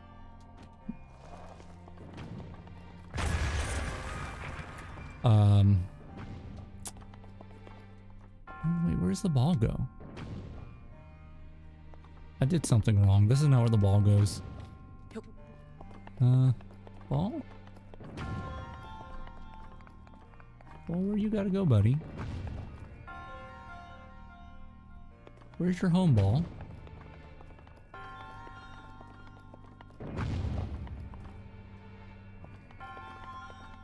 So not actually something that I need to worry about then.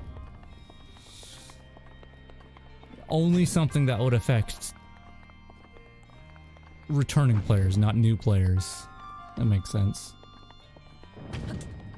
Much like how I just mentioned that if I had a glider, I could get to places that they didn't intend you to.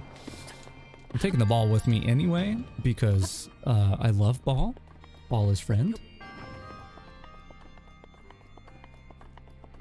And I want to throw it at this guy. Haha, idiot.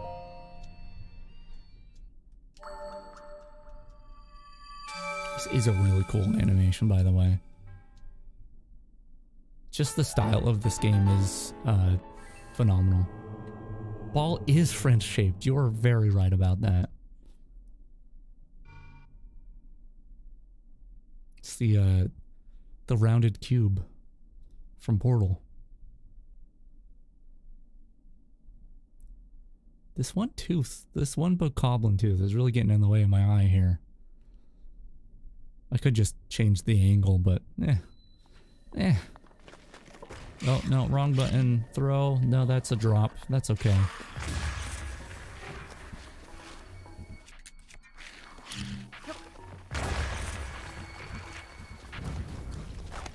Now that I have bombs, I'm in danger.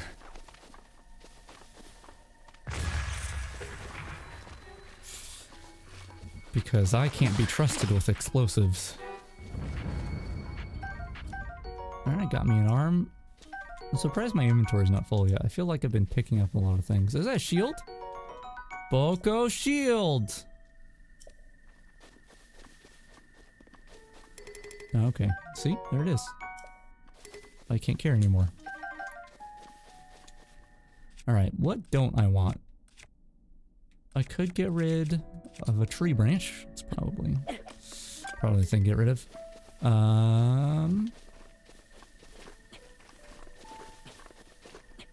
Oh, maybe you can't laser this. Can you do this to lasers?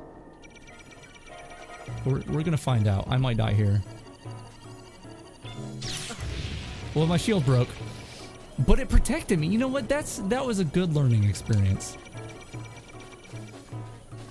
I did appreciate having a shield, but there sure is a lot of guardians around here. I realize now there's also that chest that I'm gonna get, and I want it. Okay, we're good. We're good. Yeah, I should just go back into the shrine.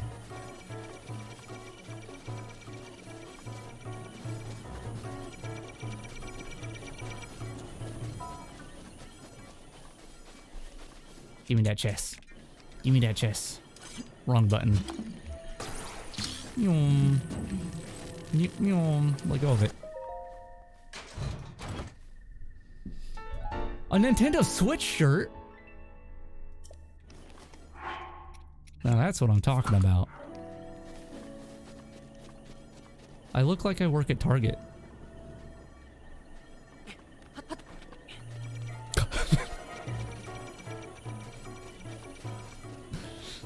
Like, I feel like I should be helping shoppers find what they need. Oh yeah, the cereal, that's an aisle 8. Sheikah O's. That's the cereal.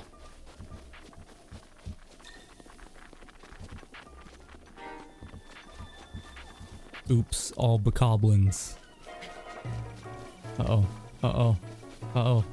Okay, we're good. Right. Can I get to that one right now? Yeah, that's the one up in the snow zone.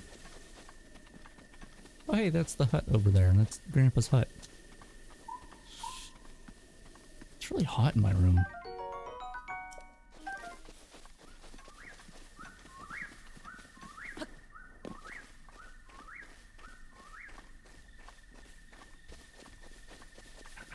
Probably going to be interrupted here in a moment, because I am past when I intended to stop the stream.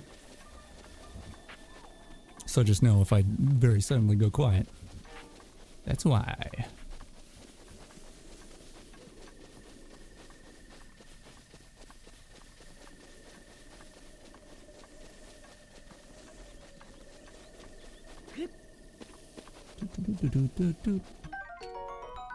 Stamella shroom. Sounds like a disease, honestly. Hey! A shield. Can I? Oh, right. They have like a circle collider thingy on top of that sphere collider. Making sure you can't actually stand in the pot, which is rude. Gonna read Grandpa's diary. Mm-hmm. Right. So you can make... Oh, Grandpa's lying in bed.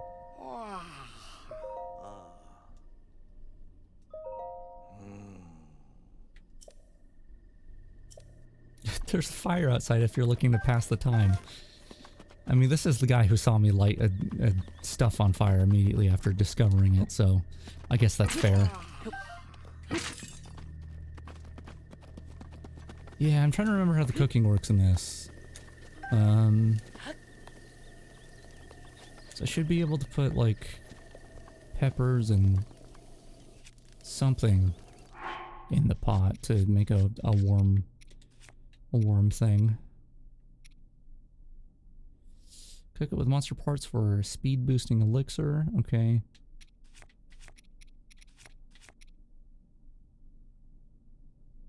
Okay, so I don't think I want to make an elixir. I think I want to make food.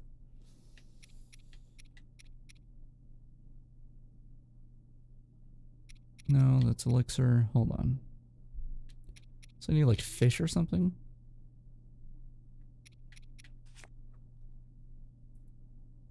I mean, maybe I can put some apple. Let's try an apple and a pepper. I don't remember if this is something that works the way I think it does, but hey, we'll try it.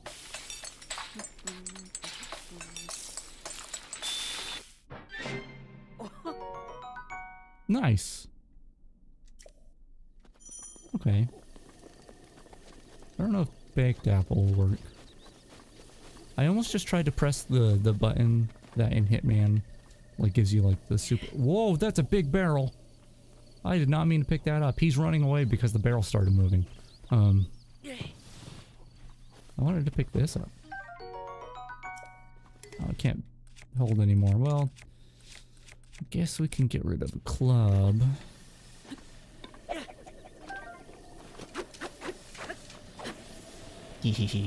Oh, the barrel's moving. Watch out for the barrel, Grandpa. It's coming for you.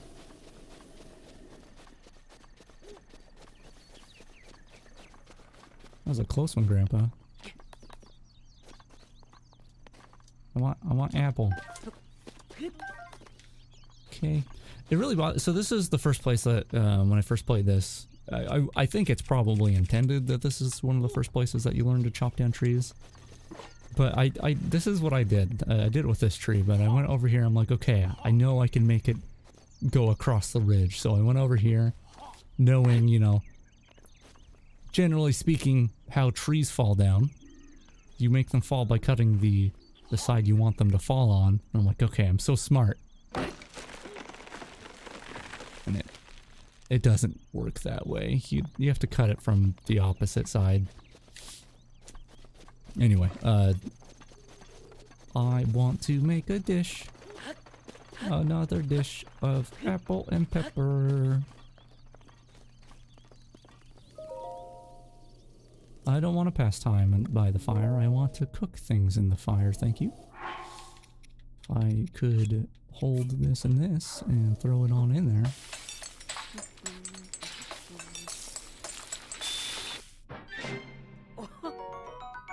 Spicy simmered fruit. Is spicy fruit a real thing? Is that like a thing that people make? Or is there a fruit that is already spicy? I'm curious. I have to open a window. Hold on. It is hot.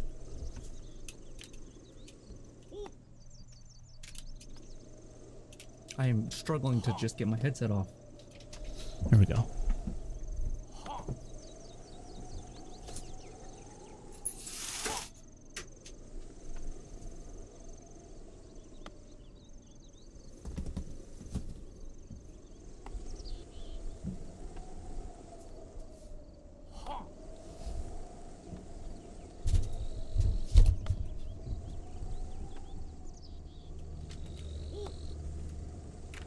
All right.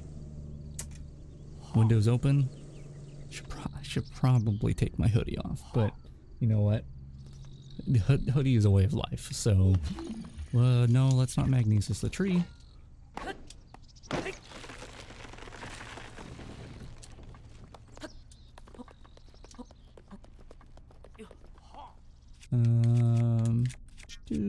Oh wait, I wanted to go over there. I wanted to go over there because there's things to kill. I mean, that's the only reason you need, really. Let's get out of the club. Yeah, My window is open, so if outside noises happen, if outside noises happen, I apologize. I can't control the outside. And not to a significant degree, that is. Nope, that's not a crouch button. I wish I could change that. People like throwing jalapeno and chile on fruit. I would try it. Hello, bokoblins. I don't know why you guys hate me. It's pretty messed up, to be honest. But, you know, you're gonna learn your lessons one way or another. I don't want clubs, I want shields. I think one of them fell off the edge when I bombed that guy. Oh, you got ranged weaponry. I see how it is. I have bops. Can't beat the bops. I can't remember. Is bow inventory space? It's separate from melee, right? Yeah. I mean, why else would it specify melee? Yeah. We're good. And shields as well. I could just let this guy shoot at me for a while. I might get some free arrows.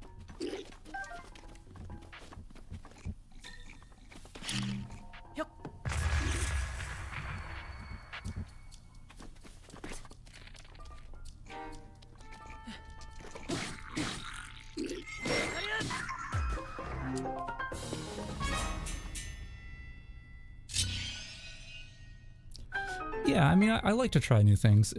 You know, the funny thing is I like to try things, a lot of the times the worse they sound.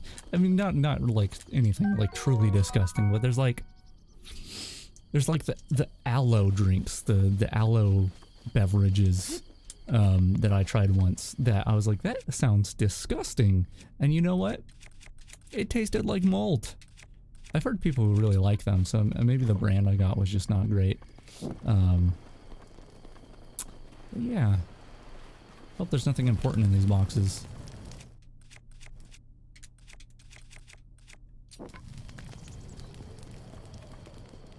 But you know, sometimes it pays off because like... Oh, huh?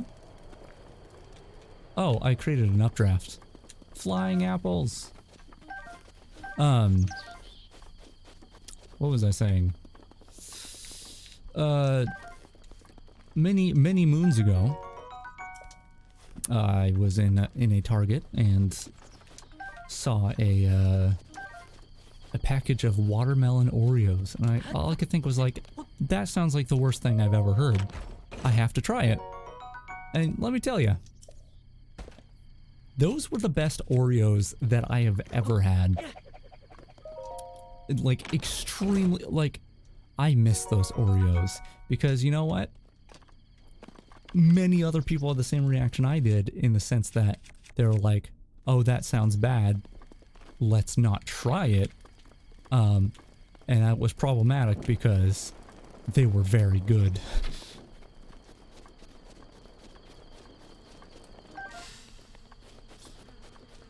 Oh, bees. That's pretty cool. Oh no, that's not cool anymore.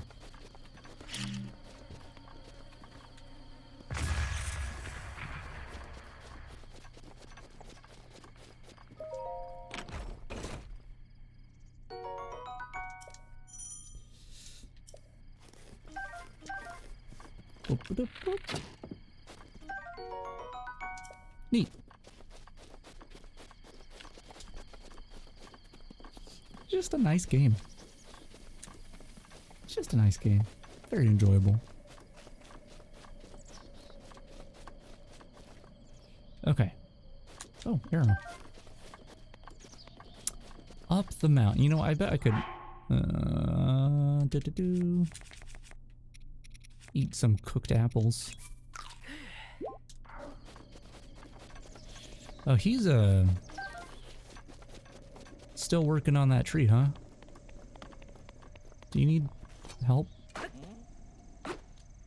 You need help with your tree here? Because you're not doing a very good job of cutting it.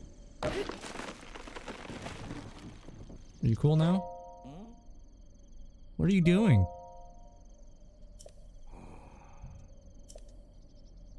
Oh, right. Firewood. How could I forget? No, don't. I forgot that's a thing I could be collecting. Oh my god! No. I'm blaming the old man on that one. He clearly planned this. He reminded me of firewood just so I would almost kill myself.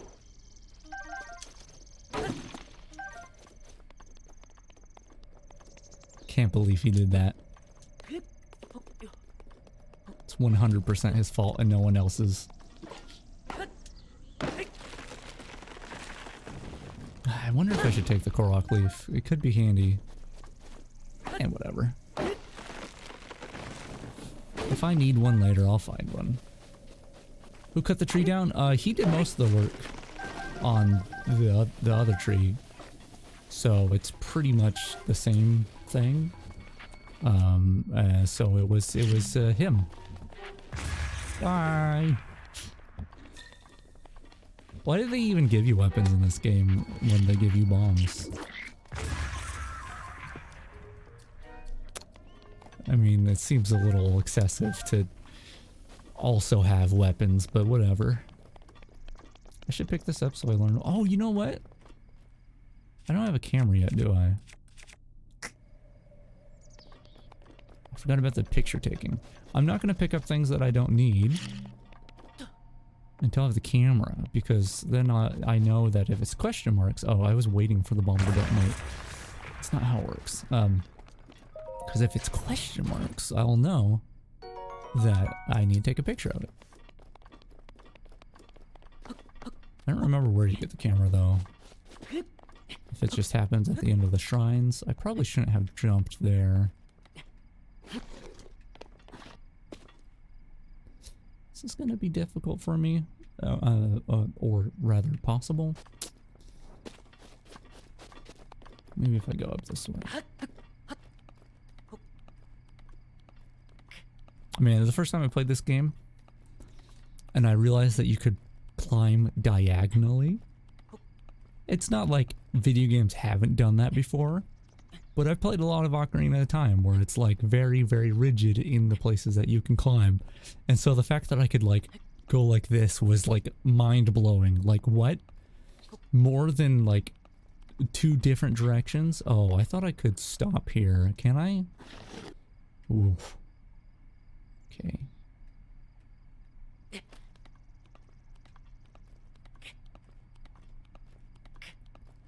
We'll make it. It'll be alright. It's climbing a rock.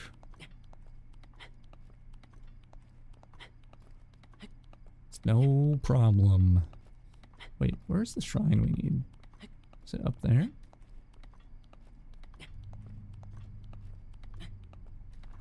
Yeah, you know, that's a good point. It's like, I almost just called it Animal Crossing because I see AC and I think Animal Crossing.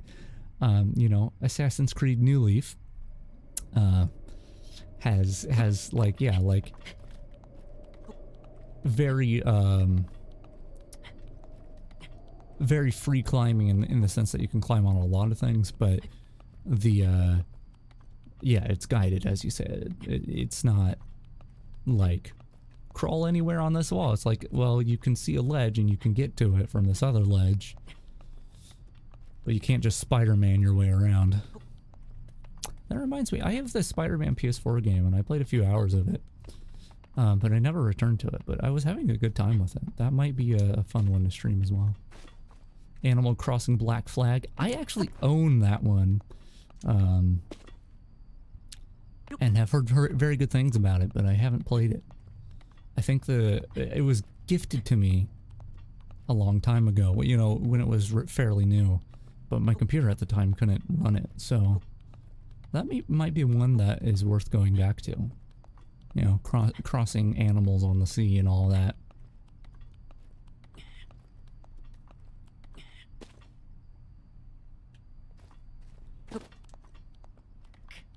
Climbing a wall.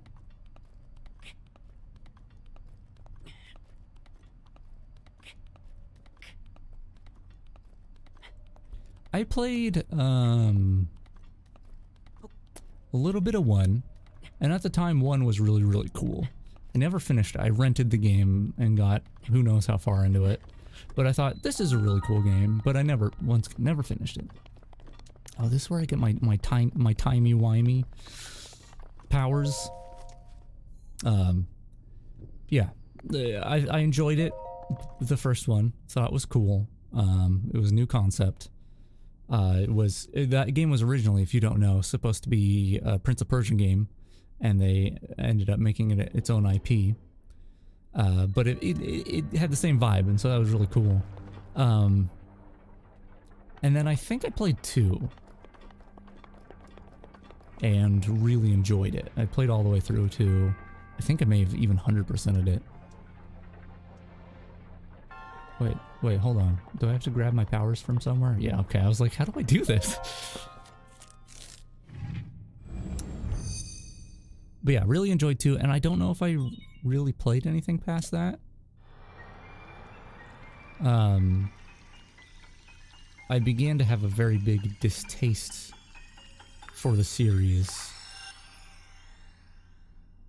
after it became like an annual game.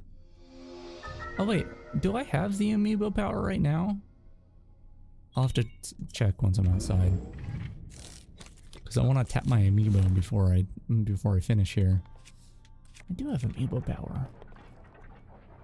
I'll have to stop that. Yeah, what am I thinking of the right games? Hold on, let me look it up real quick. Assassin's Creed game.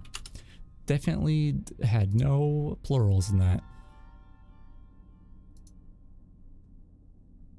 Baka-blin? Are you calling me a Baka-blin? That's pretty messed up. Release history.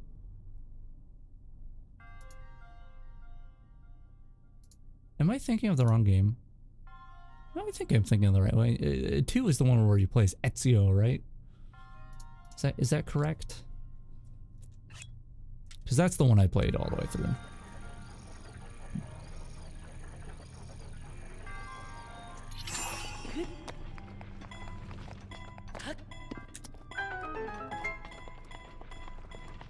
Don't hurt me, ball.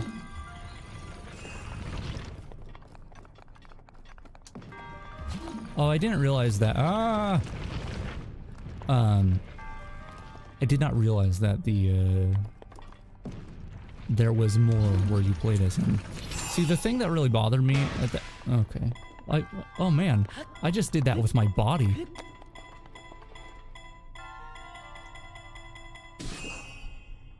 Nice. What did I tell you? I'm really good at breaking games. I mean, that's probably intended to some degree. I have proper shield. No, I know. What was I saying? I do not remember. Something about something. I'll use the Boko Club on this and then I'll pick up the hammer. Right. Assassin's Creed. The end of the second game, I 100% expected it to be like, okay, that you had the first game and the second game, and then the second game revealed some crazy stuff.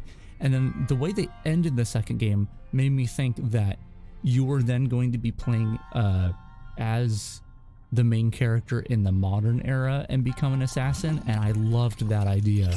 I don't remember what it was that made me believe that about the ending, but I thought that idea was really cool, and then they went in a very different direction with it, I believe. I don't think they ever did that.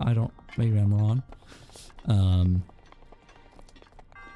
But yeah, I really wanted that to be the case. I thought it was going to be a trilogy and that was going to be it. But unfortunately not. I mean, there are some good games in the series. I've heard some of the more recent ones are really cool. Albeit not very... not exactly the same formula, which is probably a good thing. But yeah, it's a series that probably I should go back and look at a little bit more. I thought the one where... Okay, I thought it wasn't loading. I thought the one where takes place in like the Civil War or the Revolutionary War rather. Sounded really cool. I at the time at the very least was interested in that time in history. I thought it was, I don't know, I like American history even if it's not the best country out there.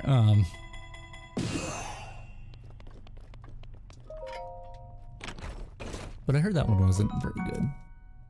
My inventory's full. Well, can I get rid of one of these? Maybe one of these Bokobos can go Boko by. Hold on, I'd want to not hold. Wait, moment. Okay.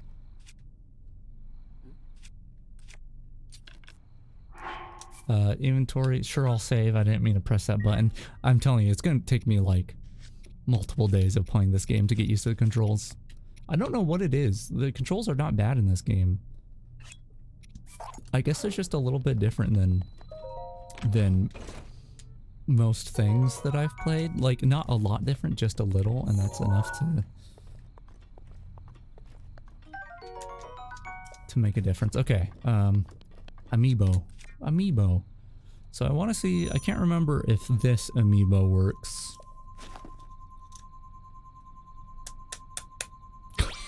It does. That's Mario. That's why you get some mushrooms. And meat, because Mario is made of meat. But the one I really want to be scanning is this one. Fish. Yeah, so that's my my Wind Waker Link. It's the one where he's holding, or I guess it's just Toon Link, not Wind Waker, technically. It's not the one where he's holding the Wind Waker. There's a spooky arm that just crawled out of the ground. Boomerang, come on, give me the boomerang. Ruined my ability to have a boomerang. Actually, they didn't do anything about it.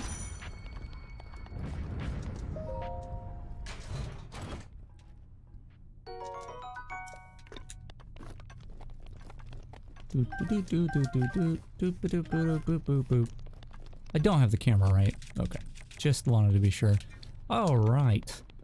And then our next destination is up here somewhere, presumably.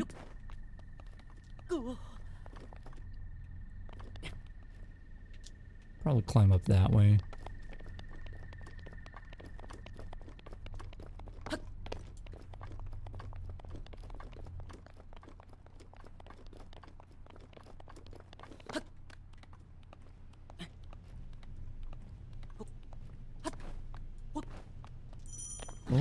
Oh, okay, I slide on that. Good to know. I didn't let my stamina recharge all the way as well. Can't remember how the cold works. Do you just lose health periodically? Yes. How much do my spices heal? 2 hearts. Okay, so I can stay in the cold for a little bit and then eat one of those. The first time I went through this, I used fire. I brought fire with me, and I thought that was very, very cool that I could do that. Yeah, I could probably use a bomb here. Use one of these. Drop. Okay. Kaboom! I didn't quite hit them, did it? Okay. Now I'll eat one of these. I'll be nice and warm. But yeah, I can't remember how you get the doublet, I think it is. The worm clothing. But I didn't know how to at that time. Either. And I used all the spicy peppers trying to figure out how to make a meal, and I couldn't figure it out. Because I have a very small brain. And so I used fire, like a caveman.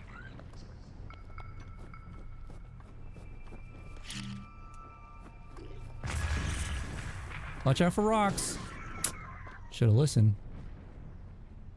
There's a chest down there. I guess I'll get it. I'm already up here though. Man, I'm lazy. I'm going up here. Maybe one day I'll remember there was a chest. Man, I wonder... Now that I think about it. There are probably Koroks around here, right? Like, on the starting plateau area. I wonder how many I've missed. Unless there aren't any. But that seems unlikely to me. Maybe, though. Was that a bat? Maybe it was just grass or something that I saw incorrectly. And I don't know if I mentioned it, but I just remembered. Hey, one of the earlier versions of my prototype of this Mr. Robot Avatar Man, I worked out a system that showed the reflection of the game I was playing on the screen. So it wasn't displayed on the screen like LEDs, but you know, you can see the reflection of the sun and stuff on here. And I actually got it working to the point where I could see the game on there, which was really, it looked really cool. But man, is it hard on my computer. So that isn't something that actually made it to the proper release, but I wish it could. I wish there was a better way to do that.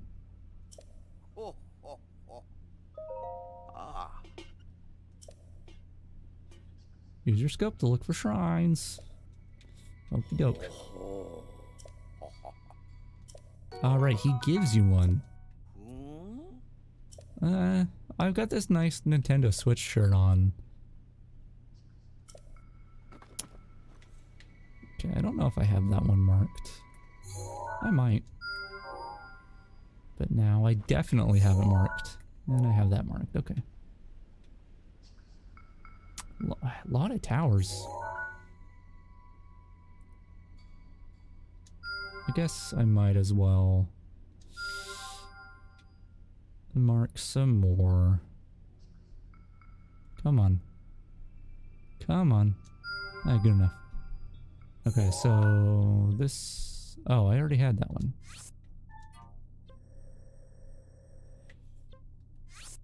Alright. Shield this tower. Shield this tower. Shield this tower. I'm kind of glad that did I get that one? We'll find out. I'm glad that I haven't actually played this game since I first did, because it's, well, it's not ever going to be completely new to me.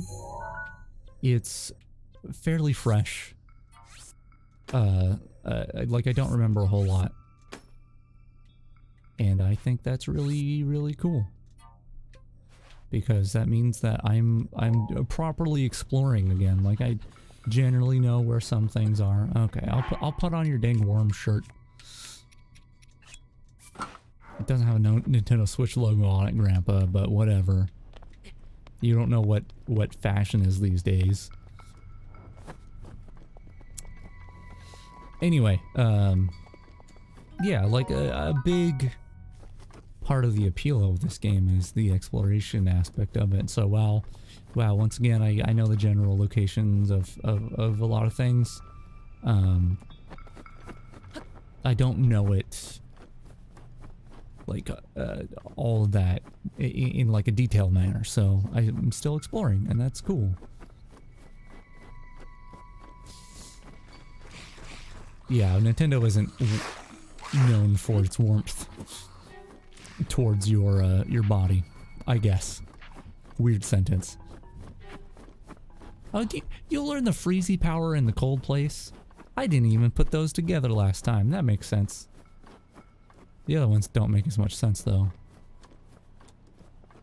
when put in perspective. Whoa, who's rolling these snowballs? Was that you rolling the snowballs? That was messed up, dude. Bye-bye. I said bye-bye. That means you're supposed to... This is a boomerang? Not quite the melee weapon I was looking for.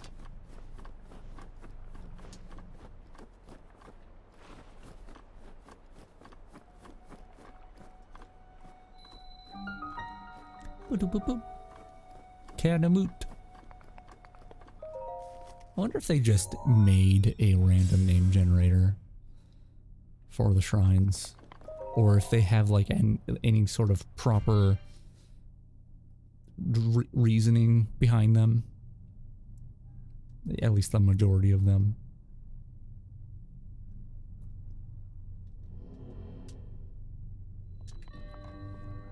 Cryonis trial. Where's my thingy?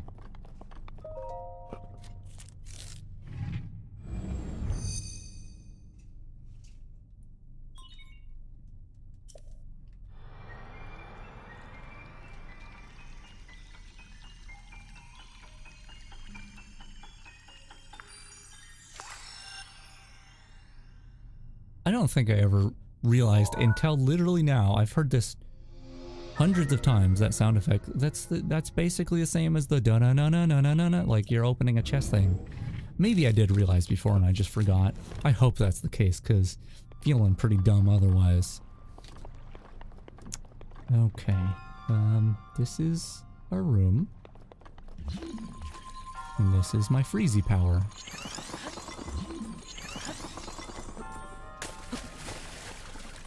You know, I don't really like the cold. But a freezy power in real life seems like it would be handy.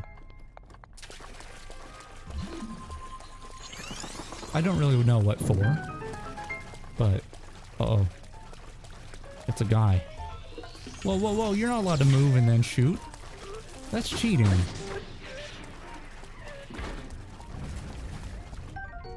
Give me that ancient spring.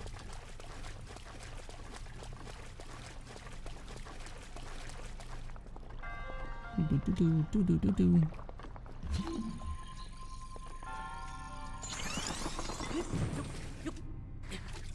Nice. I really did that puzzle real well. Oh, there's Freezy there. Nope. Hold. Wait. Give me that chest. Spear. I want to collect the weapons, so. Bye-bye, arm.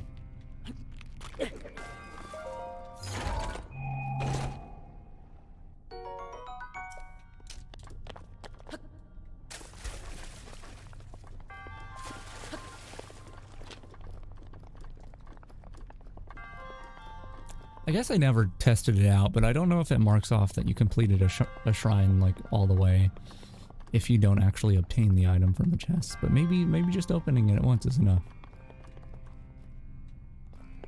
Anything cool out here? I discovered a website today on the internet of all things that's it hands you a picture of a building and you have to decide whether it's a school or a prison. It was tougher than I imagined. Apparently a lot of prisons in the world that could be schools and vice versa. It was interesting. I think it's schoolprison.com, though I would Google first because that sounds like a sketchy website to go to. But yeah, kind of interesting. Alright. Grandpa, where's my glider? Give me that glider.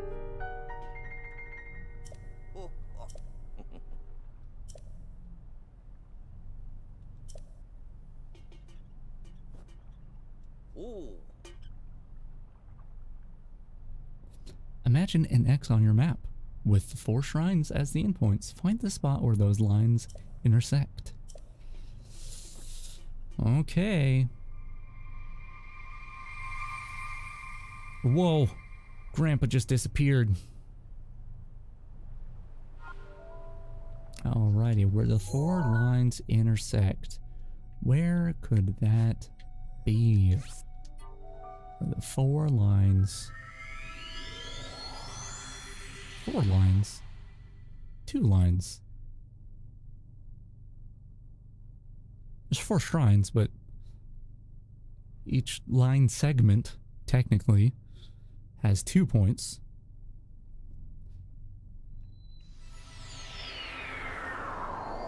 I may have read it wrong. I can't blame Grandpa for this.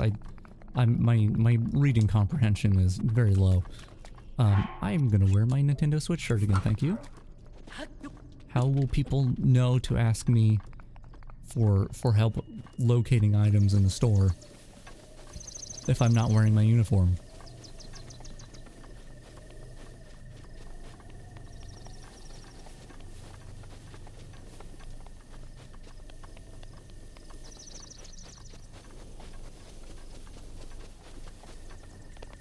I hope I'm remembering this right. I'm pretty sure it's the Temple of Time. If I'm not, I'm gonna look like a big dummy.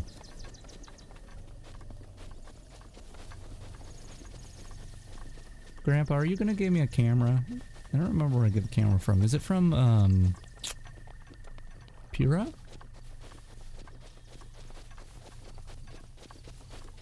Is that where I get the camera?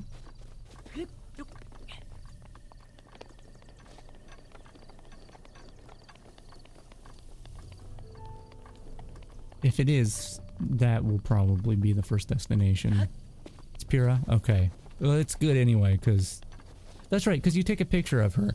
That wasn't just me taking a picture because I'm a creepy old man who thinks she's adorable. It was part of the game.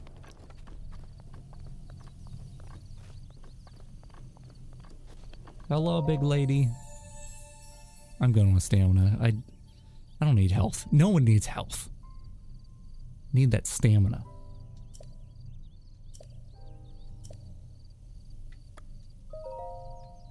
Yes, give me the stam.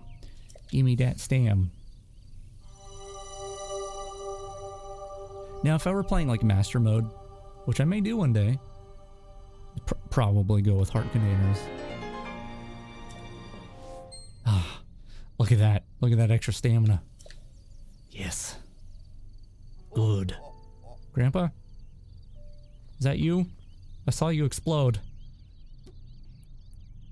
Oh, you're up there, Grandpa. What are you doing up there? Get down from there, Grandpa. You're off your meds.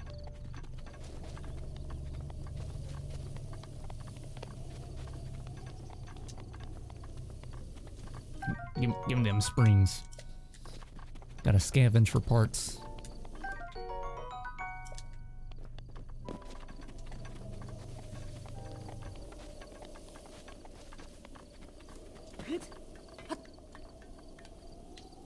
Wait, what am I doing? I just tried to drop off the ladder because I thought I was going to lose stamina.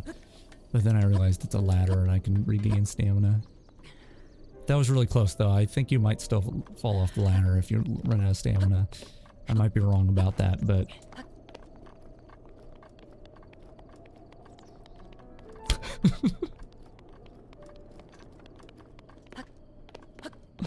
Okay, Grandpa, you gonna tell me some stories before you give me the paraglider?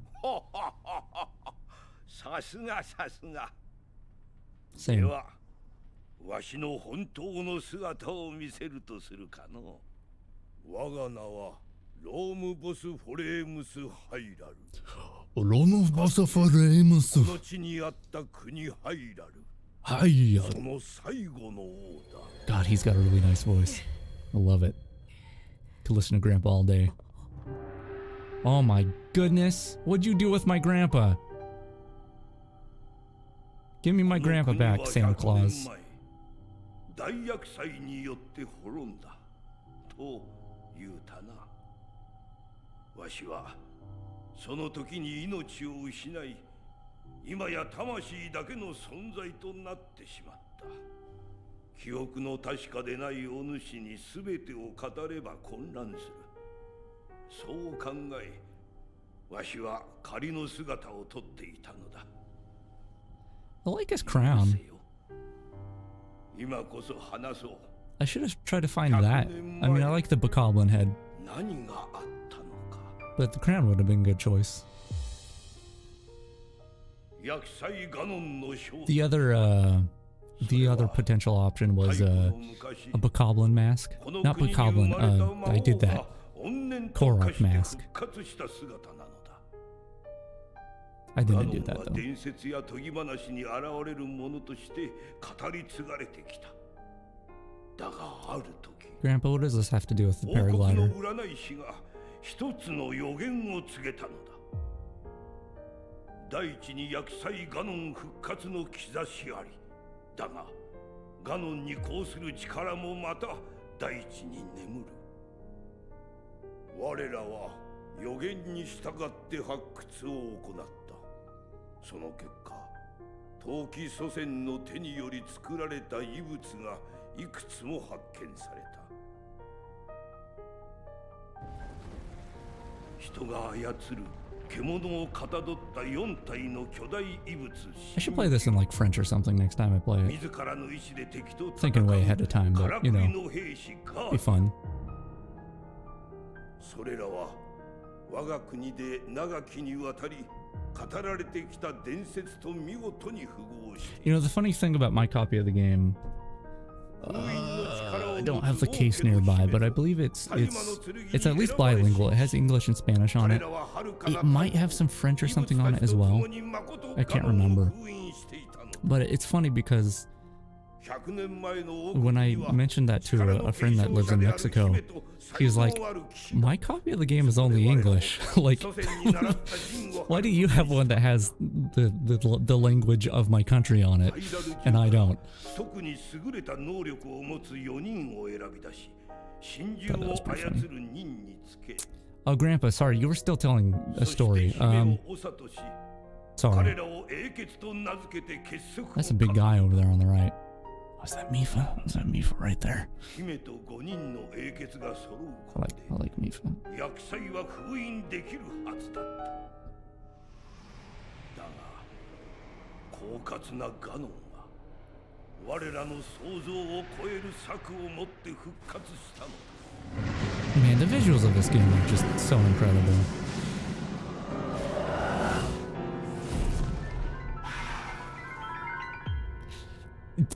I understand the love for Sidon.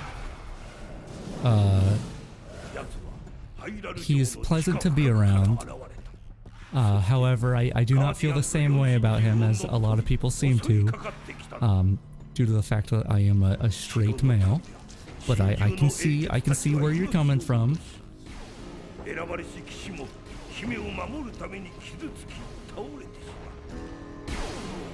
That guardian just shot the cameraman.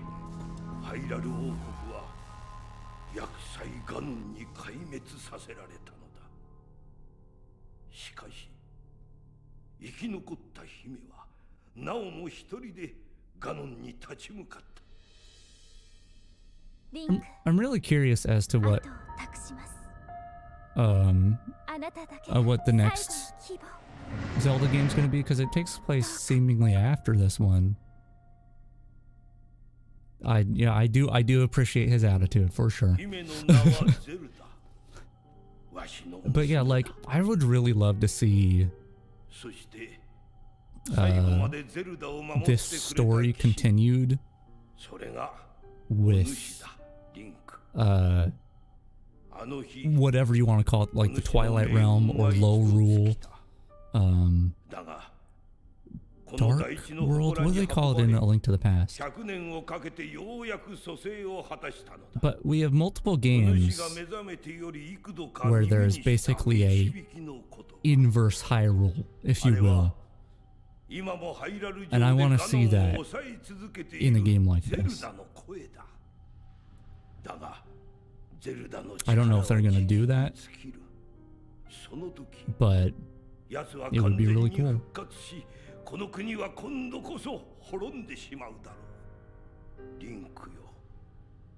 Whatever, Grandpa.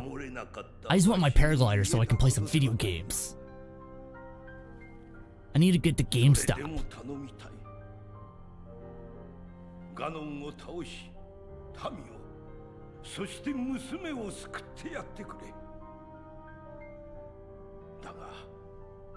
Man, I think the new Pokemon Snap came out, and that flew right under my radar. Like, I didn't even realize it was a thing. I haven't looked up anything about it because I may play it one day, and Pokemon Snap's a good time. Although on that note, I haven't played any Pokemon games past Gen 6.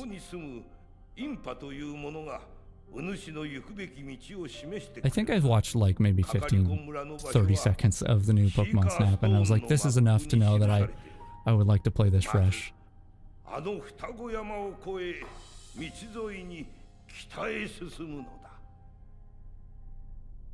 But yeah, I believe X or Y, whichever one I have, was the last main series Pokemon game I played. Ah, the glider. Grandpa, you finally gave it to me. Bye.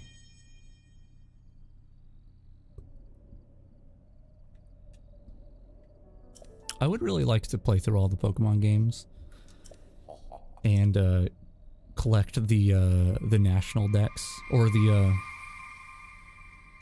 is National Dex the one that's the full one? I want to fill the Pokedex in every game, which is a huge undertaking. And that would be a fun thing to stream every so often, but unfortunately no SD capture card right now. I do have a watch your back. Anyway, where am I going? What does it want me to do? I'm going to stop playing, but it wants me to go to Impa. But where's Pura? Is it up this way? Wait, I can look at the mountain. Hold on, let's look at my path. Neat. I can look at the mountain and go from there. So is it... No, not that way. That's Death Mountain. Is it that way? It's not that mountain.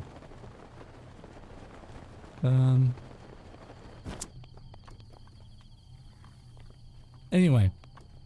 I did start a game of... God, was I playing Leaf Green or Fire Red?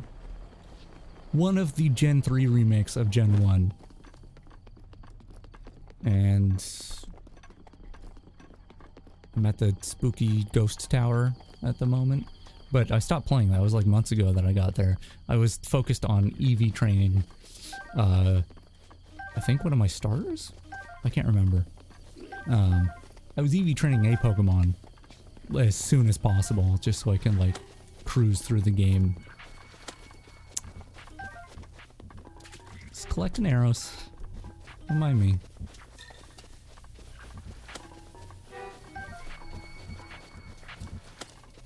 Yeah, I'll have to figure it out, because that was like the first place I went in my first playthrough. Oh, your arrows stop happening. Also, you could probably hear outside noises right now. I am gonna stop in just a moment here. Yeah, I'll just save over here and just put it into rest mode.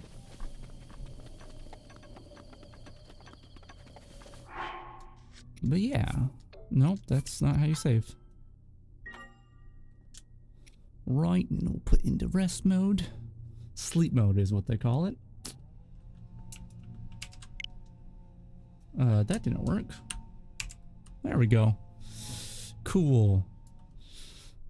So yeah, that was a very lengthy beginning to the intro to Breath of the Wild. We did some breathing wildly, for sure. Also got a lesson in Lambertian and tune shading. So, you know, that's there. That's a good time. Man, I love the floppy ears on this. So good. And yeah, next time I play Breath of the Wild, you know, we can do whatever, but I think what I would like to do, even though I will likely not succeed, I think first things first is get the camera so I can start photographing weapons and stuff, just because I like the completionist aspect of that. But I think one of our first goals should be going to Eventide and seeing if we could do that, which, if you don't know, is the island that's like a challenge island shrine thing where you get all your stuff removed and then you have to like do everything OSP on-site procurement. But I think at 3 hearts and pretty much no stamina, it would be very difficult, and like no inventory slots. And I kind of want to try that. So we'll see. We'll see. I don't know what I'm going to stream next. Maybe tomorrow, but tomorrow, at about the time I started the stream today, is when I'll be getting my vaccine. So I could come home and do it, assuming I'm feeling okay. But I might have to wait until a later date if I'm not feeling okay, which, knowing my immune system, even though it's only the first dose of whatever vaccine I'm getting, I'm not sure which one yet. Yeah, I may not be feeling well, so we'll see. I hope it goes well too. I mean, about this time last year, actually it was like a month before this, last year, I caught the virus and ran out of insurance the same week, and they, you know, didn't have anything in place to say like, no, we're treating people for free, but I should have been on a ventilator. It was very, very bad. So the thought that I can be vaccinated and hopefully be protected against it is good, is a good time. So yeah, that's happening for me tomorrow. So we'll see when the next stream comes. I'll post it on Twitter as always, but until then, I'll see ya later.